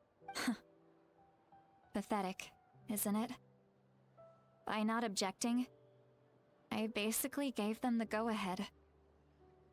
Maybe they didn't have my explicit approval, but it's not like I did the right thing. If the ceremony was successful, Auroron would probably be dead. Of course, in my tribe, death is rarely something to fear. But what kind of message would we be sending by sentencing a newborn to death? By using a human life as a tool? Wait, they wanted to do that while he was a baby still? That's crazy. It's not right. So, when I learned the ceremony had failed, I was ashamed by my inaction, and absolutely relieved by the result. The plan was never a secret. Or, I guess I should say, there was no point to keeping it a secret. A simple investigation from Auroron would reveal everything. Everyone thought he would be happy he survived. And he never really said anything to the contrary. But just as I was about to put all of it behind me, he asks this question. Would Natlan have been saved if the ceremony succeeded? Wait, but Oh. it's not his fault. He knows that, but he still feels guilty. Auroron has a strong ability to perceive souls, more than any of us. He understands just how dire the situation with ley lines has become. That's why he was able to bring us to the Night Kingdom with no issue, I guess. Maybe he chose to work with the Fatui because he still thinks he owes a debt to Natlan. I can only imagine what they told him. Traveler, didn't the captain say he found a way to solve the crisis? Maybe that's what brought Auroron into this. You see, the thing is that Fatui don't always just do stuff that is evil. Like, in Mondstadt, they only stole from Venti, they didn't actually do anything. It was the Abyss that fucked stuff up, right? In Liyue, yes, because of Tartaglia, everything went to shit. But that's because Senora decided to not just let him know what the plan actually is. Then what? Inazuma was kinda Fatui's fault in a way, not really. They did some bad stuff there, but it was mostly Shogun, I guess. Sumeru, it was 100% Fatui. Fontaine, Arlecchino, the Fatui member, actually tried to save the nation, right? She actually tried to save them. And it seems that Capitano also tries to save Natlan. Right. I don't know why the Traveler decides to not bring up the fact that not all Harbingers are like truly evil. Right, because we met Arlecchino. We know that Arlecchino is not some bad, fucked up person. Right? Capitano could be the same, but we just try to ignore that just because they're Fatui, you know? Like, obviously they're not good people, like, overall. But that doesn't mean they only do bad stuff, right? Because Arlecchino kills people. That's not something a good person would do. But it doesn't mean that everything she does is bad, you know? The Capitano could be the same, but we just kind of decide to ignore it. Anyway, we can't just let things go on like this. We have to convince him to come back. Yeah, that should be our next step. You don't look so good, Sweet Lolly. Maybe you should head back and get some sleep. Probably drank too much. It's okay. The fresh air is doing me good.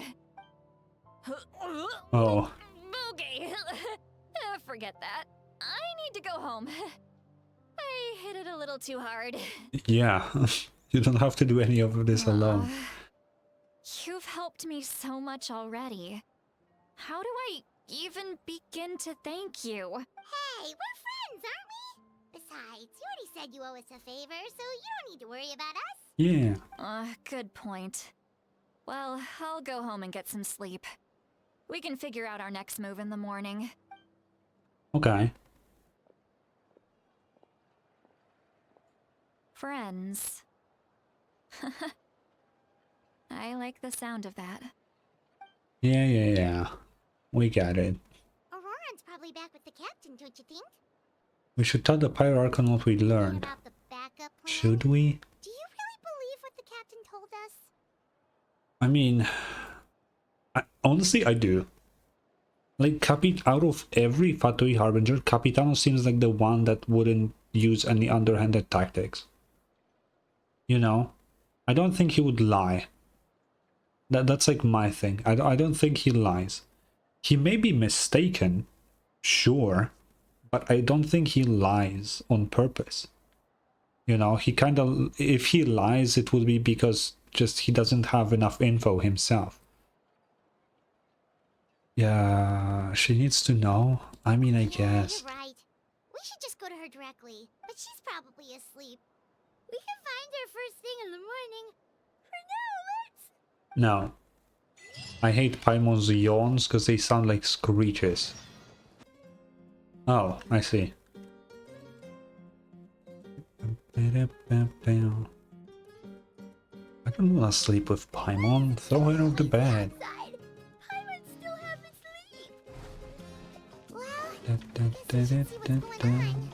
sleep. Let me jump down.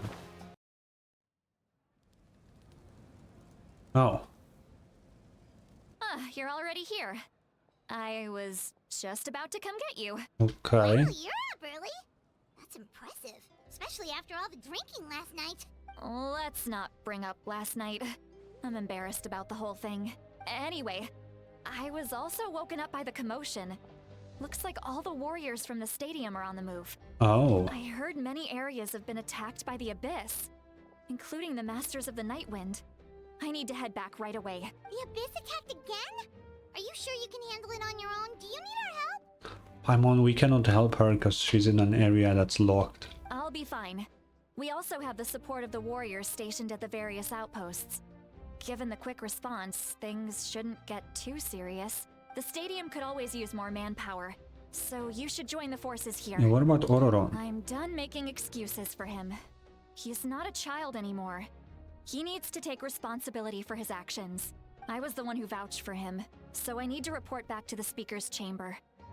I'll accept however they choose to handle the situation. But I should be able to convince them to let me go back to my tribe first to deal with the attack. As for the ancient name, once we handle this crisis, I'll talk to Shilonen right away. Don't worry. I never forget a promise to a friend. Okay, be careful. Thank you. Alright, I need to start heading back. She left in a hurry. The situation must be really serious. Yeah, probably. Oh, looks like a lot of people are heading to the stadium. Let's see what's going on. Oh, now there are people. Okay. Traveler over here! Oh, that's Perfect. Mavika up A there. Star Outlander has appeared. Who is Mavika talking to? Oh, you're all here! But, what's with the whole Star Outlander thing? Just my way of saying how awesome you are.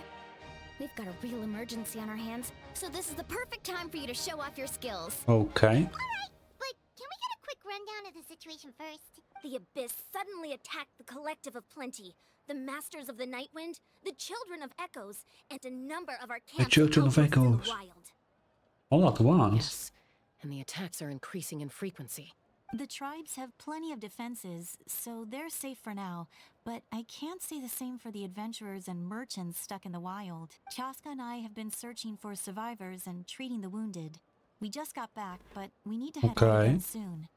I plan on heading back to the Collective of Plenty, just in case my tribe needs me. What about you, Mualani? Where are you gonna go? I'll go help the Children of Echoes. They're the closest, so I can start fighting right away. Okay. What about you guys? We could go together. Yeah, I need to talk to the Pyro Archon first. Yeah, that does sound important.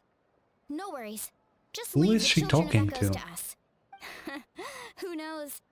Maybe yours truly will have the Abyss on the run by the time you're finished. That would be pretty great, actually. I hope my tribe gets through okay. It'll be fine. Your tribe doesn't do all that bodybuilding for nothing. Let's part ways here for now. And most importantly, be careful, everyone. Okay. And some of us need to avoid getting contaminated by dangerous-looking substances. That will make my job a lot easier. Koichi, do we really have to do this now? It's alright. She's just looking out for everyone. Yeah. Let's hurry up and talk to the Pyro Archon so we can help the others. Who the fuck is Mavika talking to right now? Who is this? Oh, it's just some random dude. Never mind, I'm less excited now. Oh, it's you two. As you can see, things are not looking good right now. People across Natlan are in danger. Look, I'm very interested in your recent adventures, but this is not a good time. So we'll have to keep our conversation short. Yeah, I met the captain and he thinks you're sus. That's alright, we're also in a hurry. We're gonna go help the Children of Echoes after this. I think that was a good TLDR, right? What? Valid reaction.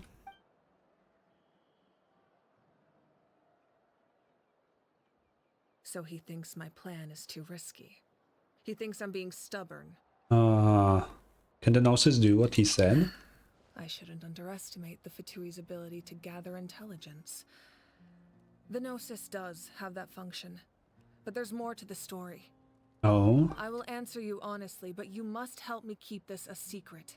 I can use the power of the Gnosis to save Natlan, but it comes at a heavy price. What's the price? The Gnosis would drain all the souls and memories from the Night Kingdom and weave them into a giant net, which would surround the ley lines and protect them against abyssal corrosion. Okay. Wait, you can use souls to weave a net? But does that mean... Wait, wouldn't that mean no more ancient names, right?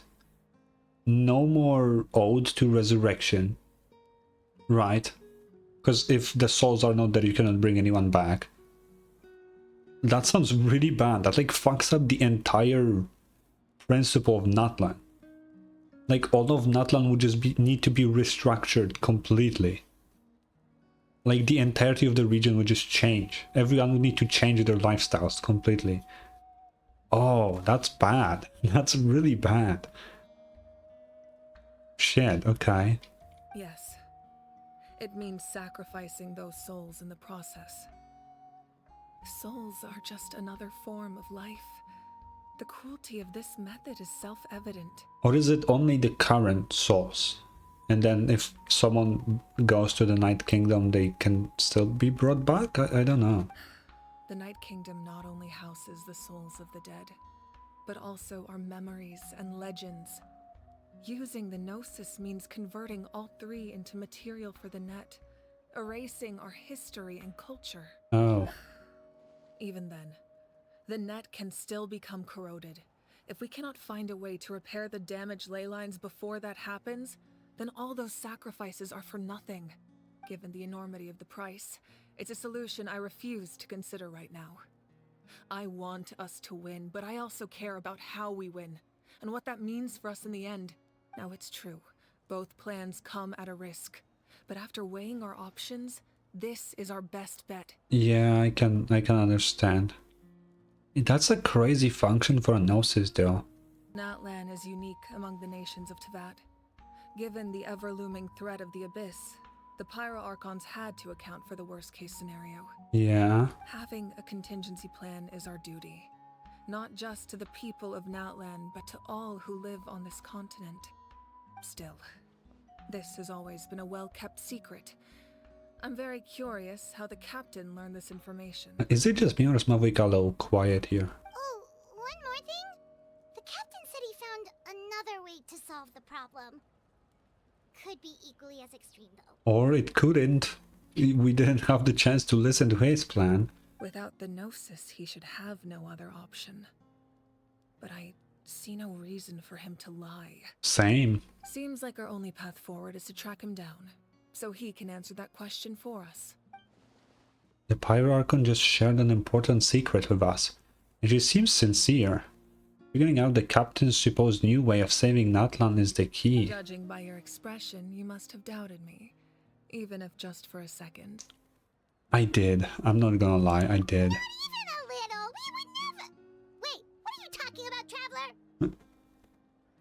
Simon, you don't matter. Get the fuck out of here. Just as expected. I appreciate your sincerity.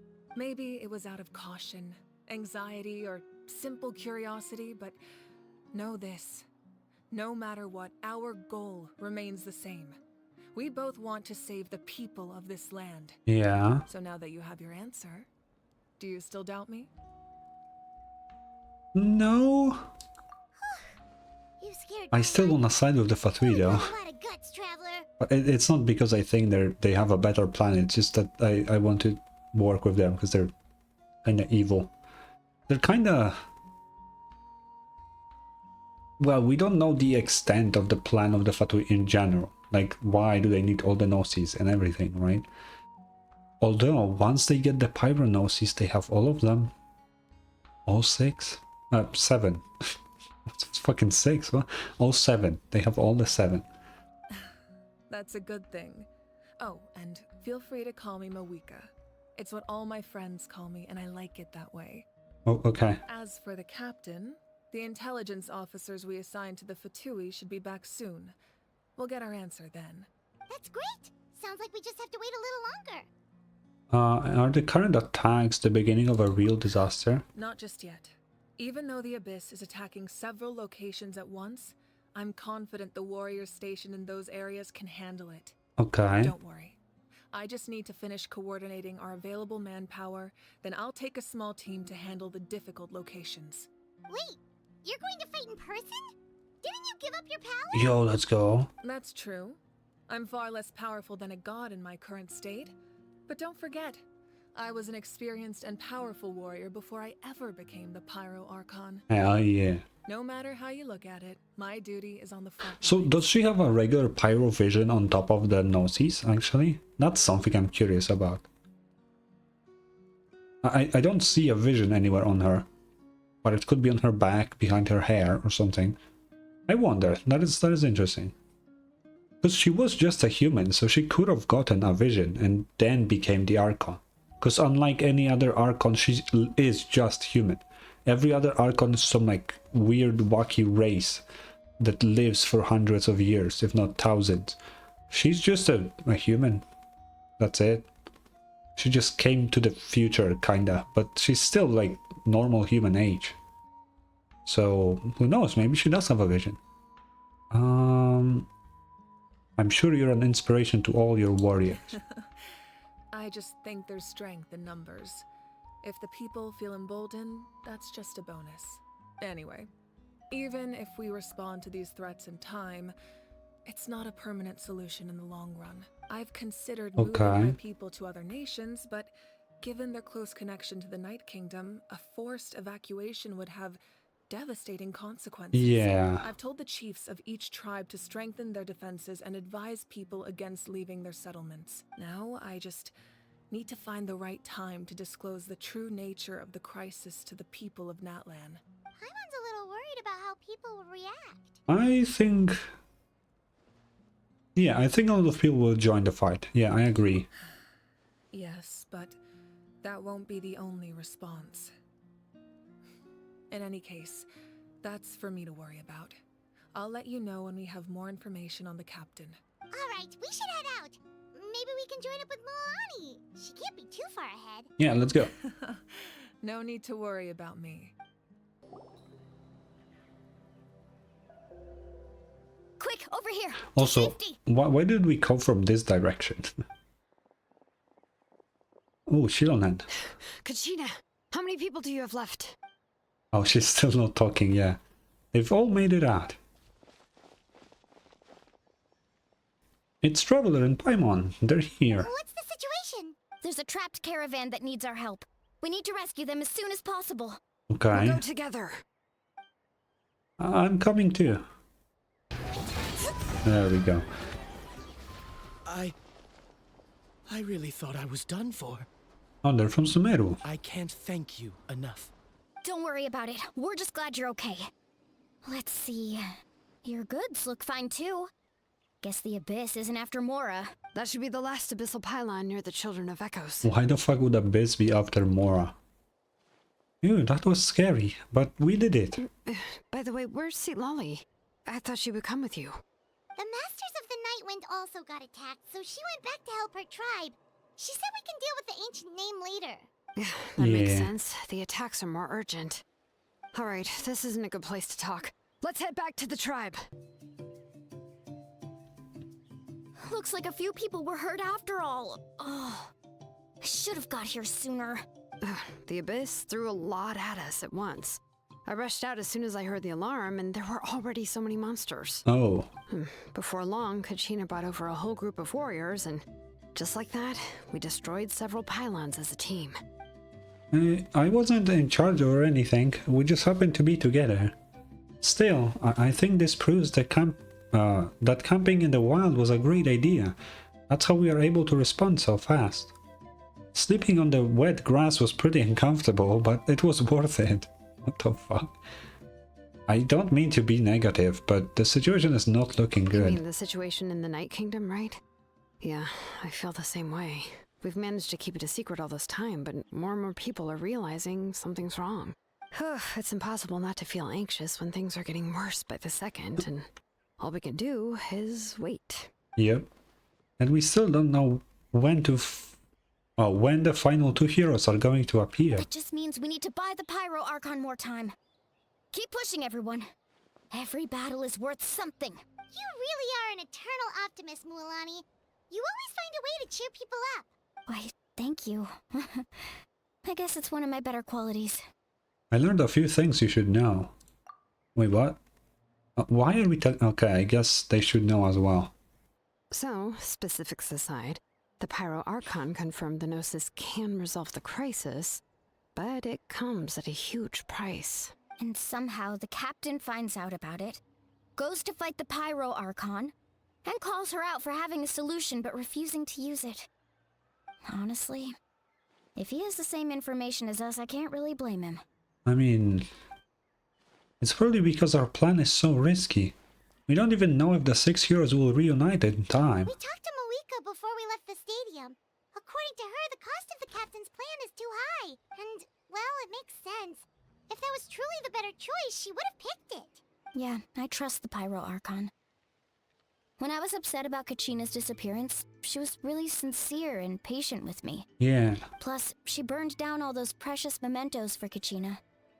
She's already proven how much she values even a single person's life.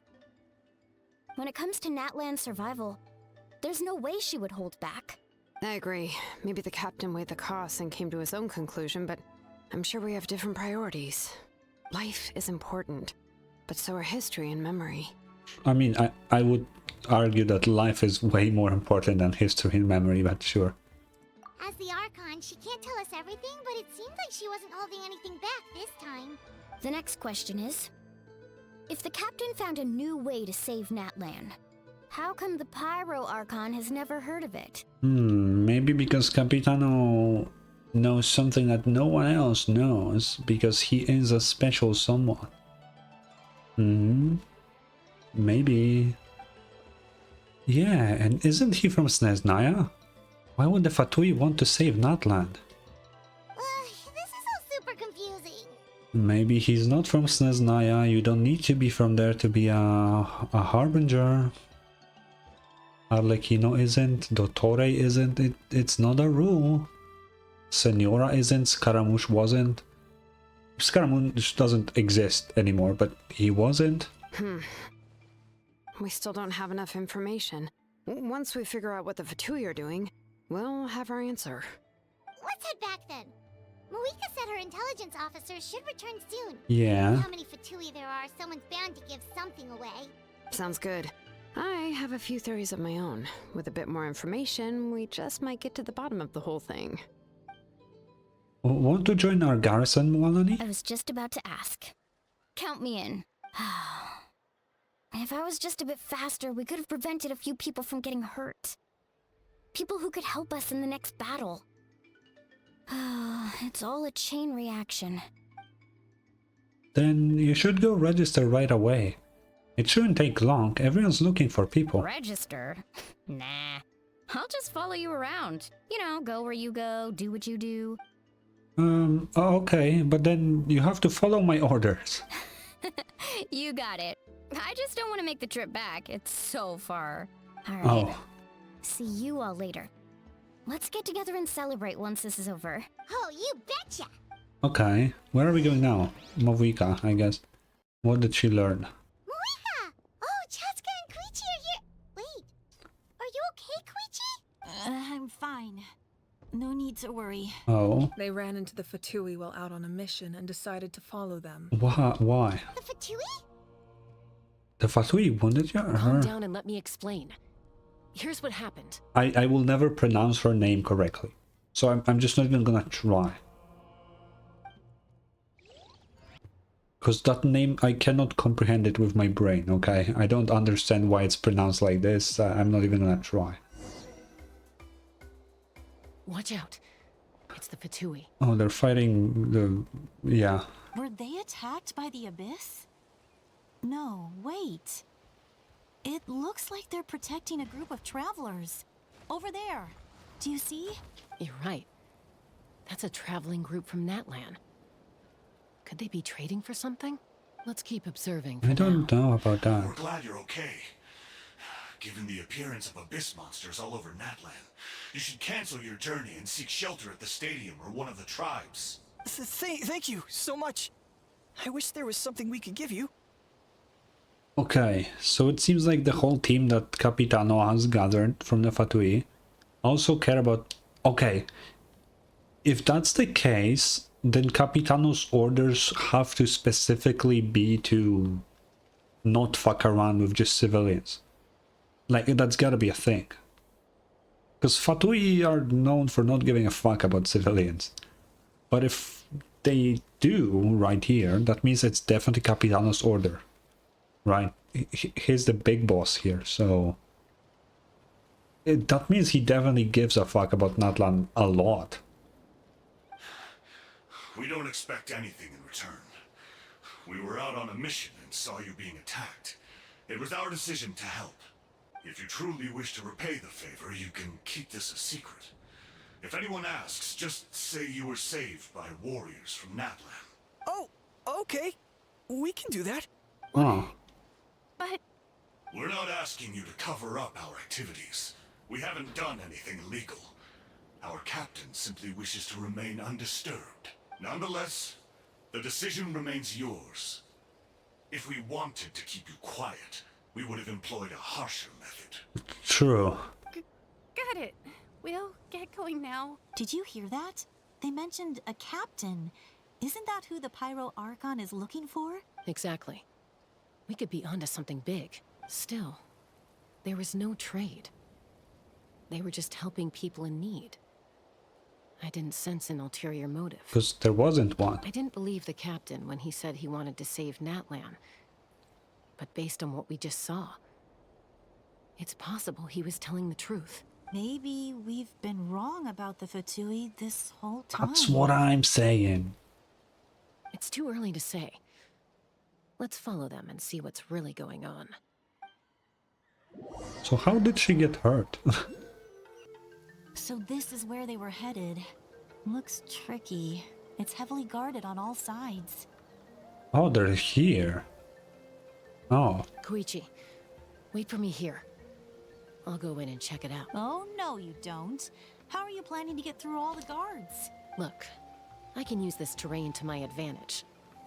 With our tribe's special way of getting around, I doubt they'll see me coming. What's the way? We still can't see anything on the inside. What if you can't find cover? You won't have anyone to watch your back if you go in alone. I really wonder how other tribes will, like, travel, you know? We know there is a flying Saurian, and I think Chaska might be from that tribe. I'm not sure. But if she can fly, that's crazy. But I don't know anything about the other two Saurians, like, at all. I don't think we do know anything. So I'm really curious about the other two. The more heavily guarded the location, the more valuable the secrets. Even if the captain isn't here, we can still figure out what the Fatui are planning. True. That intel is worth the risk. Fine. You're not gonna listen to me anyway, so let me come with you. That's even more risky. You've been running around saving people for days. You're already at your limit. I'm confident I can protect myself. I'm not sure you can say the same. At least right now. I can. You really believe that?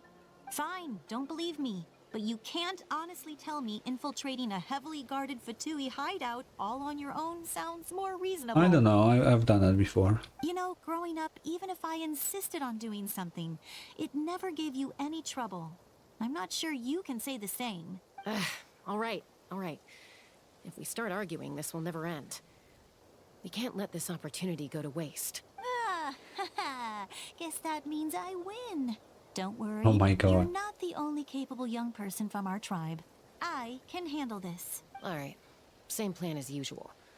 We split up, communicate with hand signals, make sure our blind spots are covered, and support each other once we strike. Okay. Got your ropes? Yeah, let's go. Wait, ropes?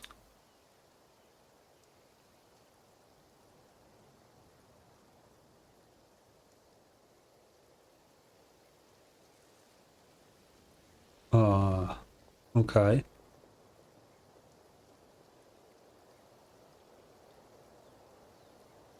And dude's blind, honestly. The Fatui have eyes all over this place. I should wait for Koichi's signal.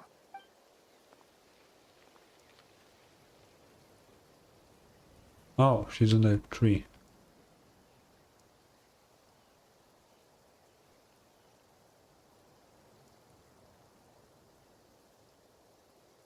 Ah, I see. That's the signal. That's crazy. Oh, wait. What the fuck? Quick time events in Genshin Impact.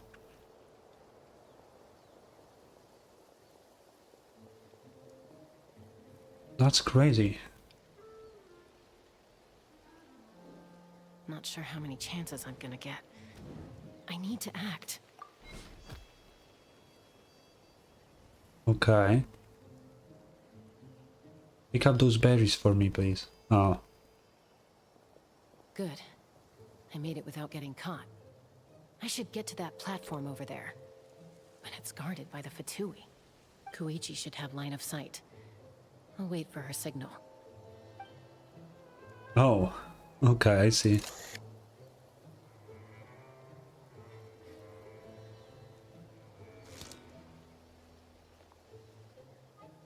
That's it.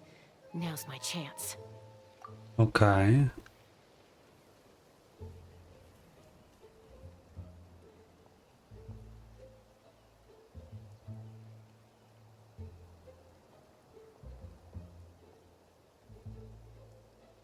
It's no use staying in one place. I should keep moving. Looks like Okay. Chaska is helping me by keeping an eye on the Fatui movements. I'll wait for her signal. Okay, she could have seen that from...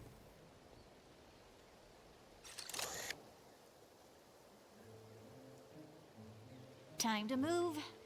Go.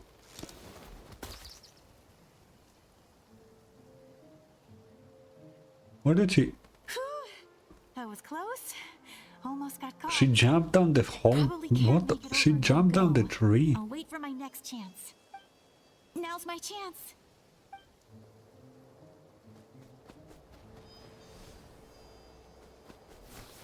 Holy moly, she fast. I made it! That'll show my sister. Let's see. The Fatui's occupying all the best locations. If we could just get past them somehow. Wait, I've got it! Yeah, oh, what the fuck is that? Mysterious sphere? What is the mysterious sphere?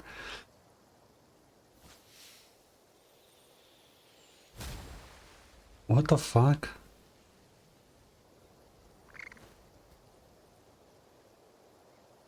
Huh? What's that noise? Did something explode? Oh, it stings! What the fuck? What the heck is that? What do you think you're doing? I could ask you the same thing! Good, they're arguing. Oh my Looks like god. They just needed an excuse. They've probably had enough of this job already. The people on the hill over there left to help their comrades. This is our chance.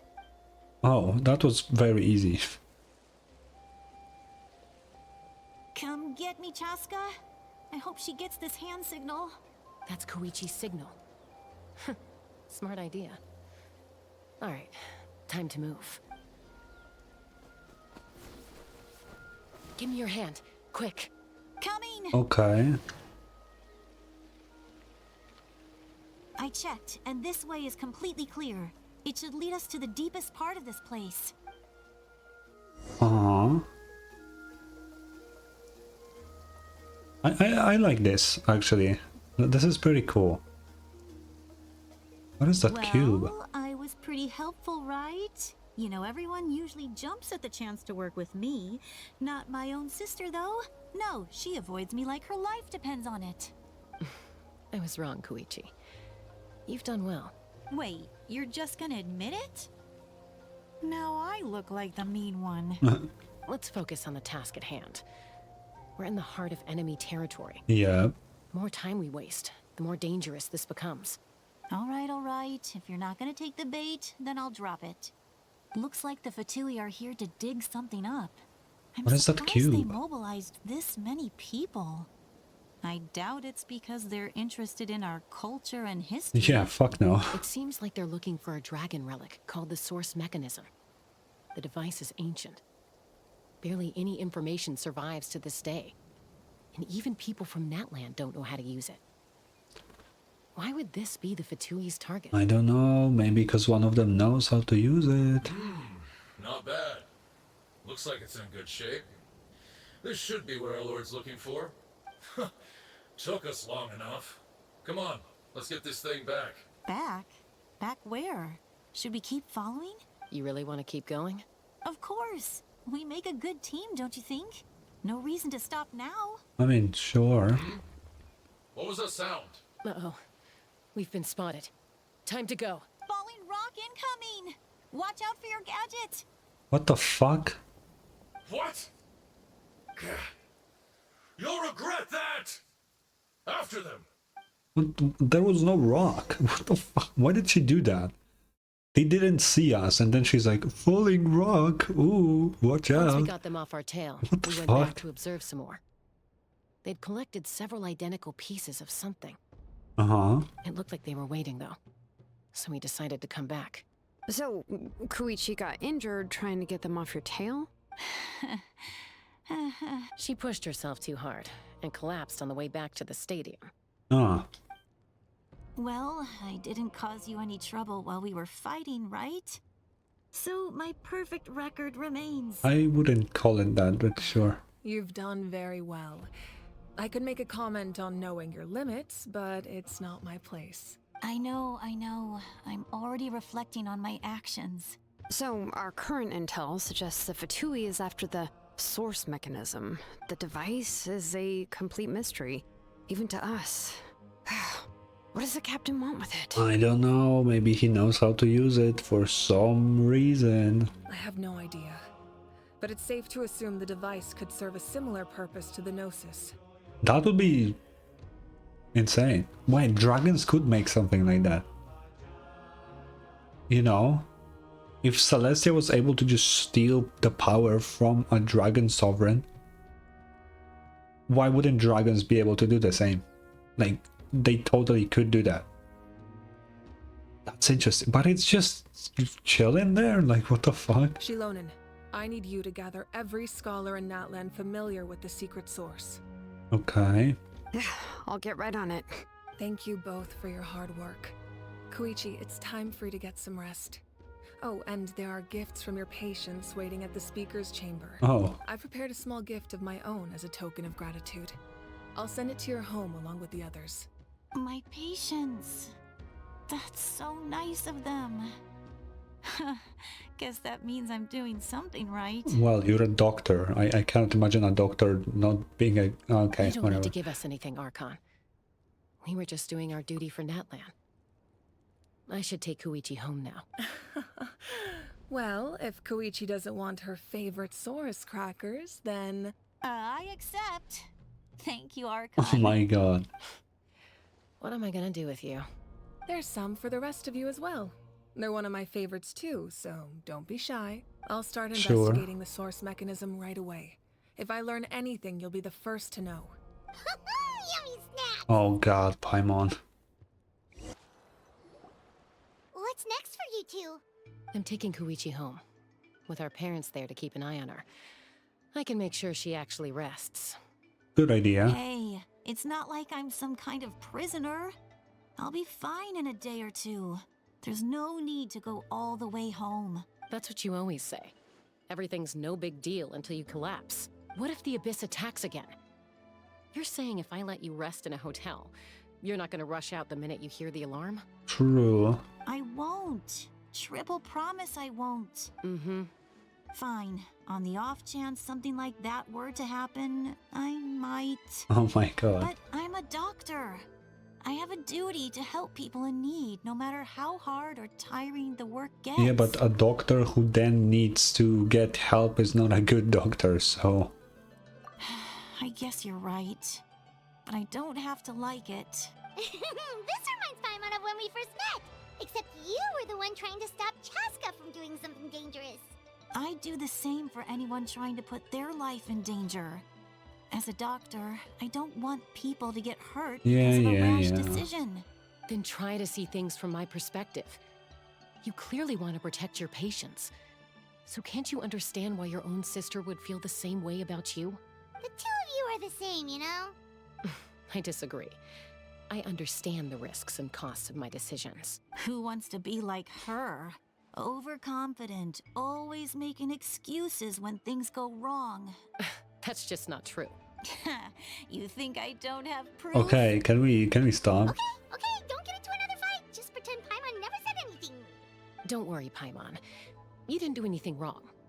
Arguing is just how we communicate. Neither of us really takes it to heart. Plus, I guess we are similar in some ways. Maybe I rush into things without thinking, but I learned that from her. We're family. I can't help it if my older sister is a bad influence. Okay. Okay, you don't have to put it that way. So, you're all good now? Yeah, this is normal. Neither of us are really the type to back down, so we'll always have our differences. But still, we get along in our own way. Plus, I know you'll wake up one day and realize I was right all along. I just need to wait. Be my guest. Come on, let's get you home. What the fuck is See going you on? later, Traveler and Paimon. I'll be back once everything's settled at home. There's no rush. At least grab a nice meal with your family. Yeah, see you later. Bye, Huh? you two. Take care of yourselves out there. What now? Those I don't know about that. Well, we've learned a lot. Let's go over everything that we know so far. I don't need a recap.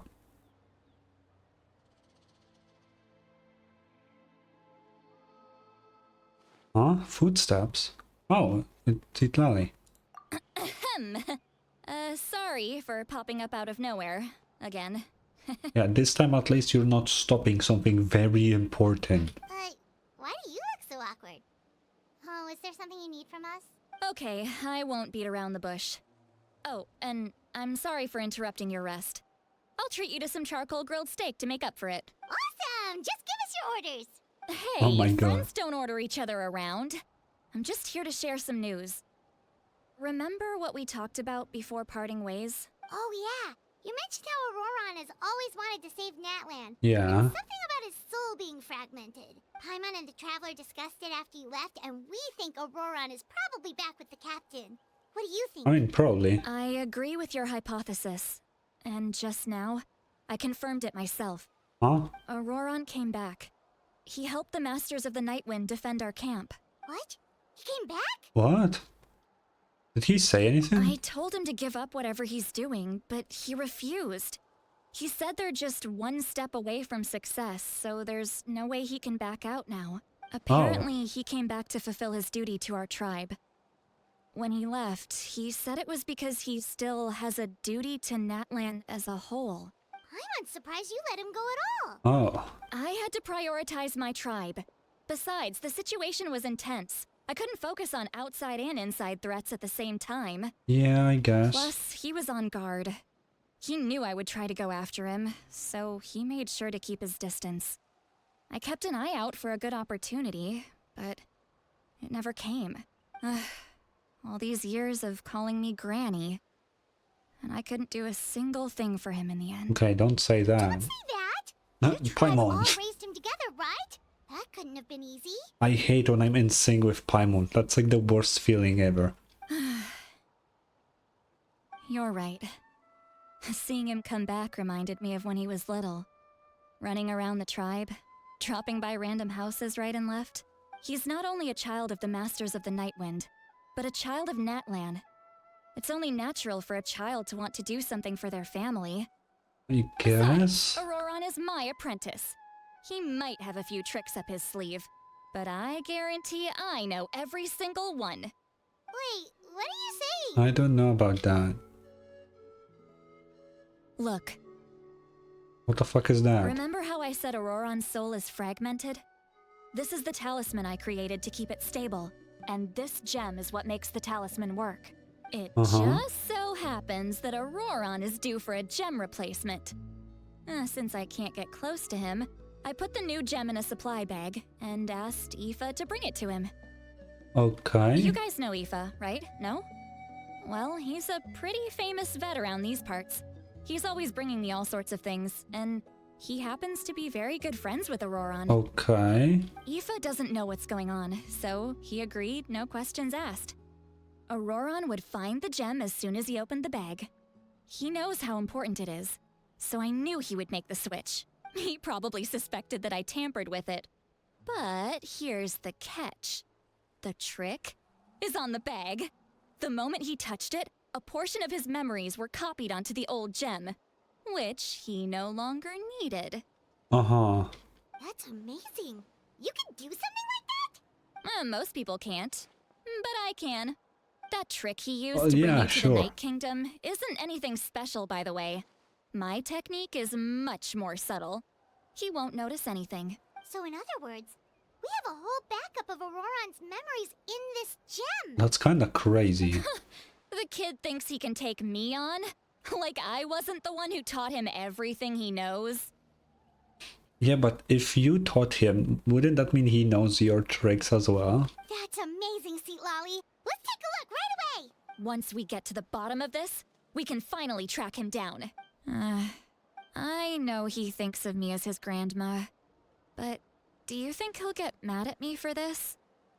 You can be honest. Nah. That's a tough question.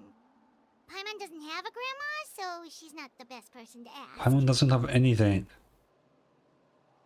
It's possible. Families disagree sometimes, but as his family, you have to do this. To be honest, I've always doubted my ability to look after him.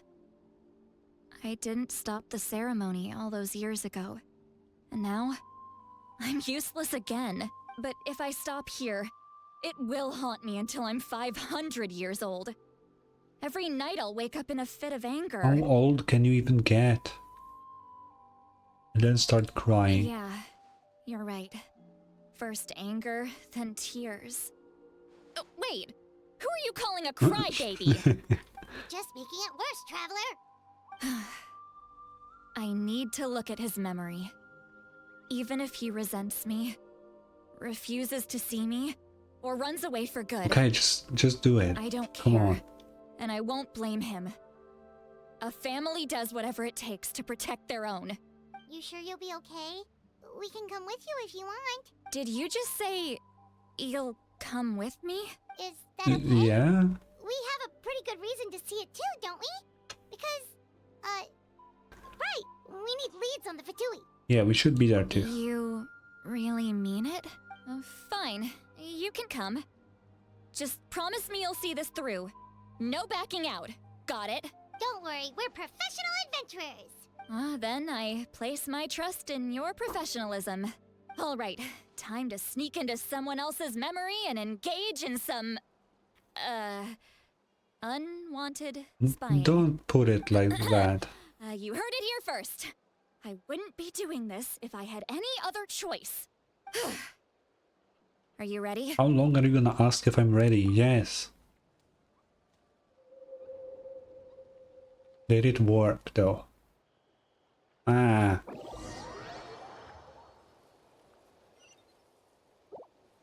New loading screen. Veggies. Look how good you're doing. You'll grow into nice big radishes in the future. Uh-huh. And you? Aoife says you're taking up too much space, but I think you're a good tree. What do you think? Hey! How's it going, Auroron? Good. Okay. How are you, Uncle Okanbi? Can't complain. What you up to? Naming your vegetables again? No shot. No, just some idle conversation. Sounds fascinating. What did they say? They told me you were coming and that you would take some produce with you. Only if you're offering. By the way, I ran into Aoife yesterday. He told me Chaska's fostering a saurian at his place. Said the thing trampled over a part of your radish garden. I hope you two didn't get into a huge fight. No, don't worry. I'll find a way for him to make it up to me. Okay. I've already wrapped your share of the produce. Here you go. You really knew I was coming. That's pretty amazing. Light up the smoke and you can see the path through the shadows. That's what everyone says. Hey, have you seen that strange group of people that just appeared out of nowhere? Appeared out of nowhere? I don't think so. What? It's the Vtuber. Oh. Their leader seems like a big deal. He didn't bring many men with him, but they're all elite warriors. It seems like they're looking for someone, but I wouldn't go around asking too many questions. Well, elite warriors, I wouldn't say that. If you run into them, be careful. Oh, okay. You're from the Masters of the Nightwind, are you not? Why do you live here alone? I enjoy living by myself out in the wild. He came to him alone. That's I interesting. guess you're from the Vtuber, the one everyone's calling a big deal. Not an inaccurate description. I'm looking for someone who may be known to you. Citlali is her name. Granny? What does an Outlander want with her? I've heard the name. You have business with her? There's no point to further questioning if you insist on hiding things from me. I shall seek answers elsewhere. Oh, he could tell I was lying and now he's leaving? He gave up just like that? Hey! At least tell me why you're looking for Citlali. It's none of your concern. I have my own means of tracking her down. Interesting. Why are the Vtuber looking for her? What does she have to do with them? I can't just let them go like this. I have to figure out what they're planning. Okay. I see. Bro, that music that plays with Capitano is cool. Very fitting. I've just been studying the ley lines and asking for leads on Granny. I can definitely rule out some sort of invasion. The situation has seen no true improvement. The Pyro Archon did not fulfill her promise. Oh. My lord! Ignore him.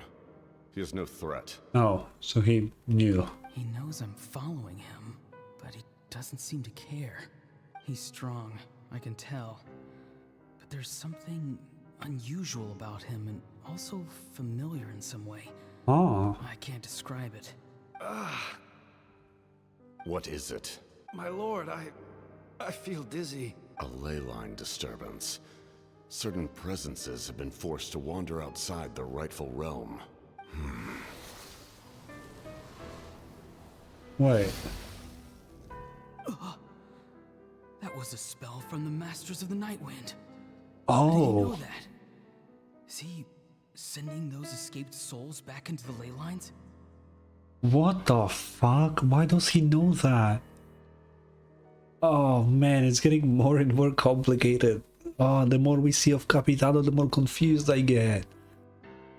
What the fuck? Okay. How did he do that so easily? Soulfaring is supposed to be extremely difficult. This could be related to why he's searching for Granny. I feel much better. Thank you, my lord. Think nothing of it. Stay vigilant, and continue to gather information. The Abyss could attack at any moment. If you notice any irregularities, assume drill formation and be prepared to fight. Well, Capitano seems very, like, good. Not evil at all. However, there's no reason to over-engage. Information is our first priority. Yes, sir. Why are the Vtuber fighting against the Abyss? Do they really mean us no harm? Okay, Auroron, I don't know if you are aware, but everyone fights against the Abyss. They're kind of like the main bad guys currently. You know.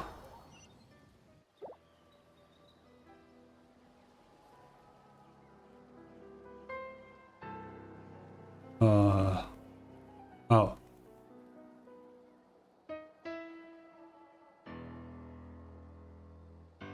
I've been following him this whole time and still they ignore me? Do they really not care? I mean, yeah. It seems like his subordinates referred to him as the captain. Never heard of him before. And now he's That's headed to the crazy. stadium. That's unusual. What is he gonna do? You two, with me. Everyone else, wait here as instructed. Send word to the other teams to retreat immediately if this fails. Yes, sir. He's going inside? But the Pyro Archon is in there. What does he want with her? Forgive me, my lord. Allow me to check one more time. Do you truly wish to do this? The time for idle observation is over. It now falls on me to act. He's so cool. This nation is out of time. Yes, sir. That's probably before he fought Straight Malika. into the stadium. What is he gonna do? Ah. Yep. They're both incredibly strong. How long will they have to fight until someone comes out on top? Not that long. Wait, this feeling. Just like the other day near the ley lines. It's faint. Like a soul's trying to escape. Where is it coming from? Oh. Is that why he's looking for Granny? If he dies here, then all clues will be lost. I can't let that happen. And that's when he saved... Oh.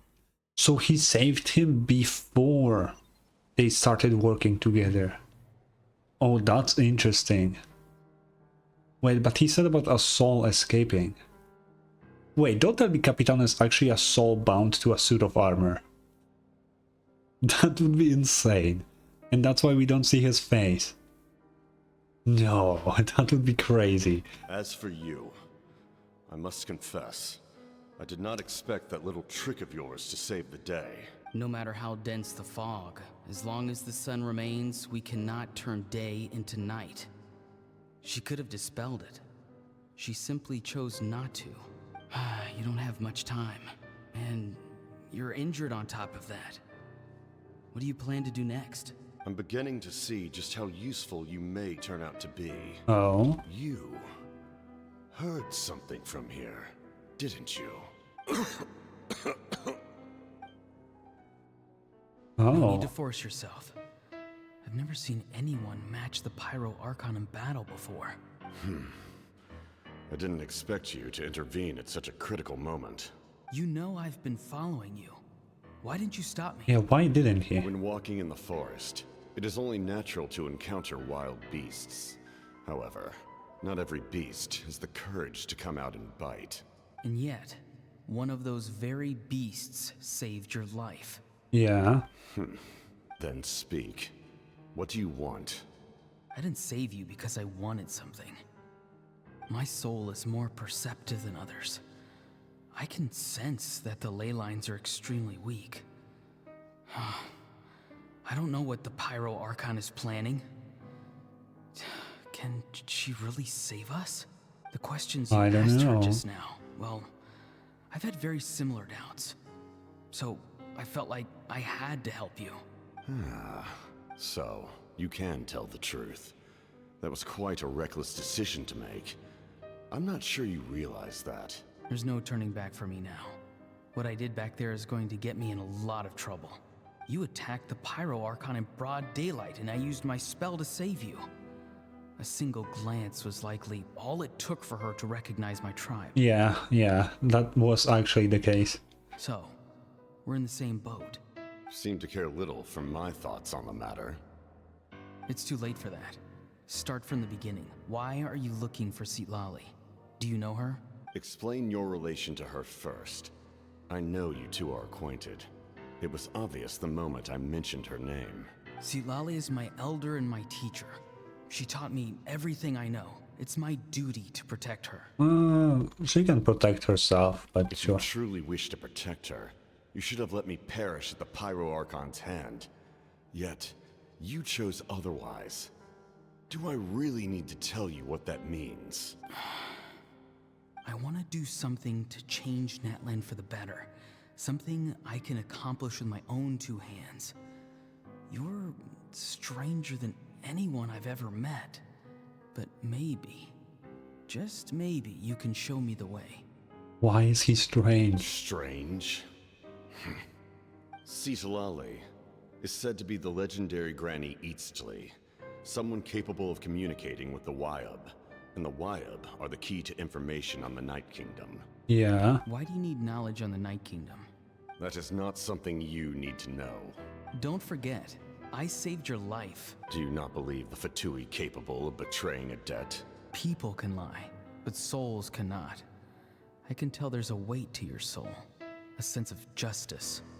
Yeah, I literally think that the same thing about Capitano. I don't think he's like the betraying kind. You may not live among your tribe, but you certainly know their tricks. I apologize for my rash judgment.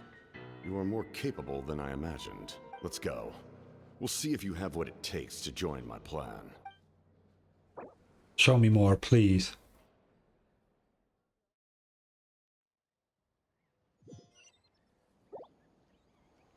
I see. Interesting approach. Oh? Worth trying, I think. Rather than weaving a net to protect the ley lines, this method would address the root problem by reconstructing the ley lines themselves. What? What the fuck do you mean? That's crazy.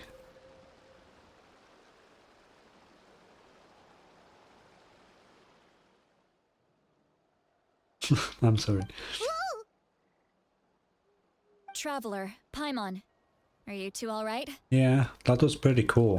Paimon's fine, just, a little dizzy. I'm fine. Are you okay? Of course. I'm just... Oh, I'm so mad at him. Stop. After everything, he still can't let go of the past. I can kind of understand how he feels. For some reason, he thinks he owes something to the people who cared for him. Stubborn, self-righteous fool. Where's that gonna get him? Now that he's all grown up, he thinks no one can tell him what to do? He thinks he can just run away whenever he wants. Well, he did.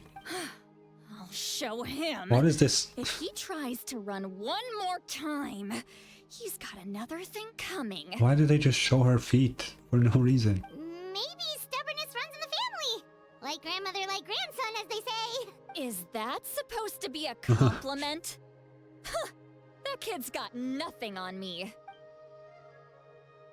Yeah, sure. Anyway, back to what we just saw. I don't even know what to make of it. Yeah, the captain seriously wants to reconstruct the ley lines? What the fuck does that even mean? What does that even mean? Something like Exactly, the loom Paimon. of fate, maybe? But how does that help with the abyss? The Loom of Fate mentioned. Yo. The Loom of Fate? Oh, it's kind of hard to explain. Basically, it's a device from Conria that has unbelievable power. I wouldn't call it a device from Conria. I wouldn't call it a device at all. Right? Because a person turns into the Loom of Fate. That's what Caribur did. He became the Loom of Fate. I wouldn't call him a device. That's very disrespectful. But the Loom of Fate would probably solve Natlan's issue. What the fuck? Anyway, if he really wants to manipulate the ley lines, everyone in Natlan will be affected. Oh, this is big. Yeah. He tried to seize the Gnosis for the same purpose. Which means the captain has been honest from the very beginning. Auroron's memory proves that. Yeah, that's what I've been saying this whole fucking time. Why is he so obsessed with saving Natlan? Oh, we've got to tell Moika about this right away. Bro, okay, like, at this point, obviously, Capitano is from Natlan, or at least has some very deep connections to it. I think that's not even a question by now. There's no other reason for him to do what he's doing. Yes, she needs to know about this. Let's go.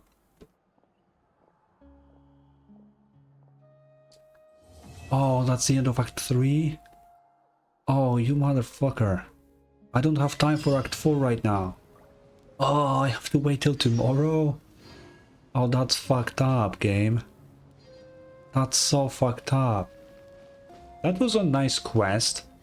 It's always hard for me to judge the first if they come out with two, because they clearly come in with in pairs, right? That's why they released two of them.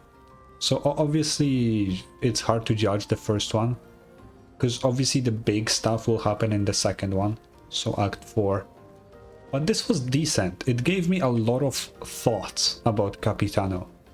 I still cannot fully figure out who he can be.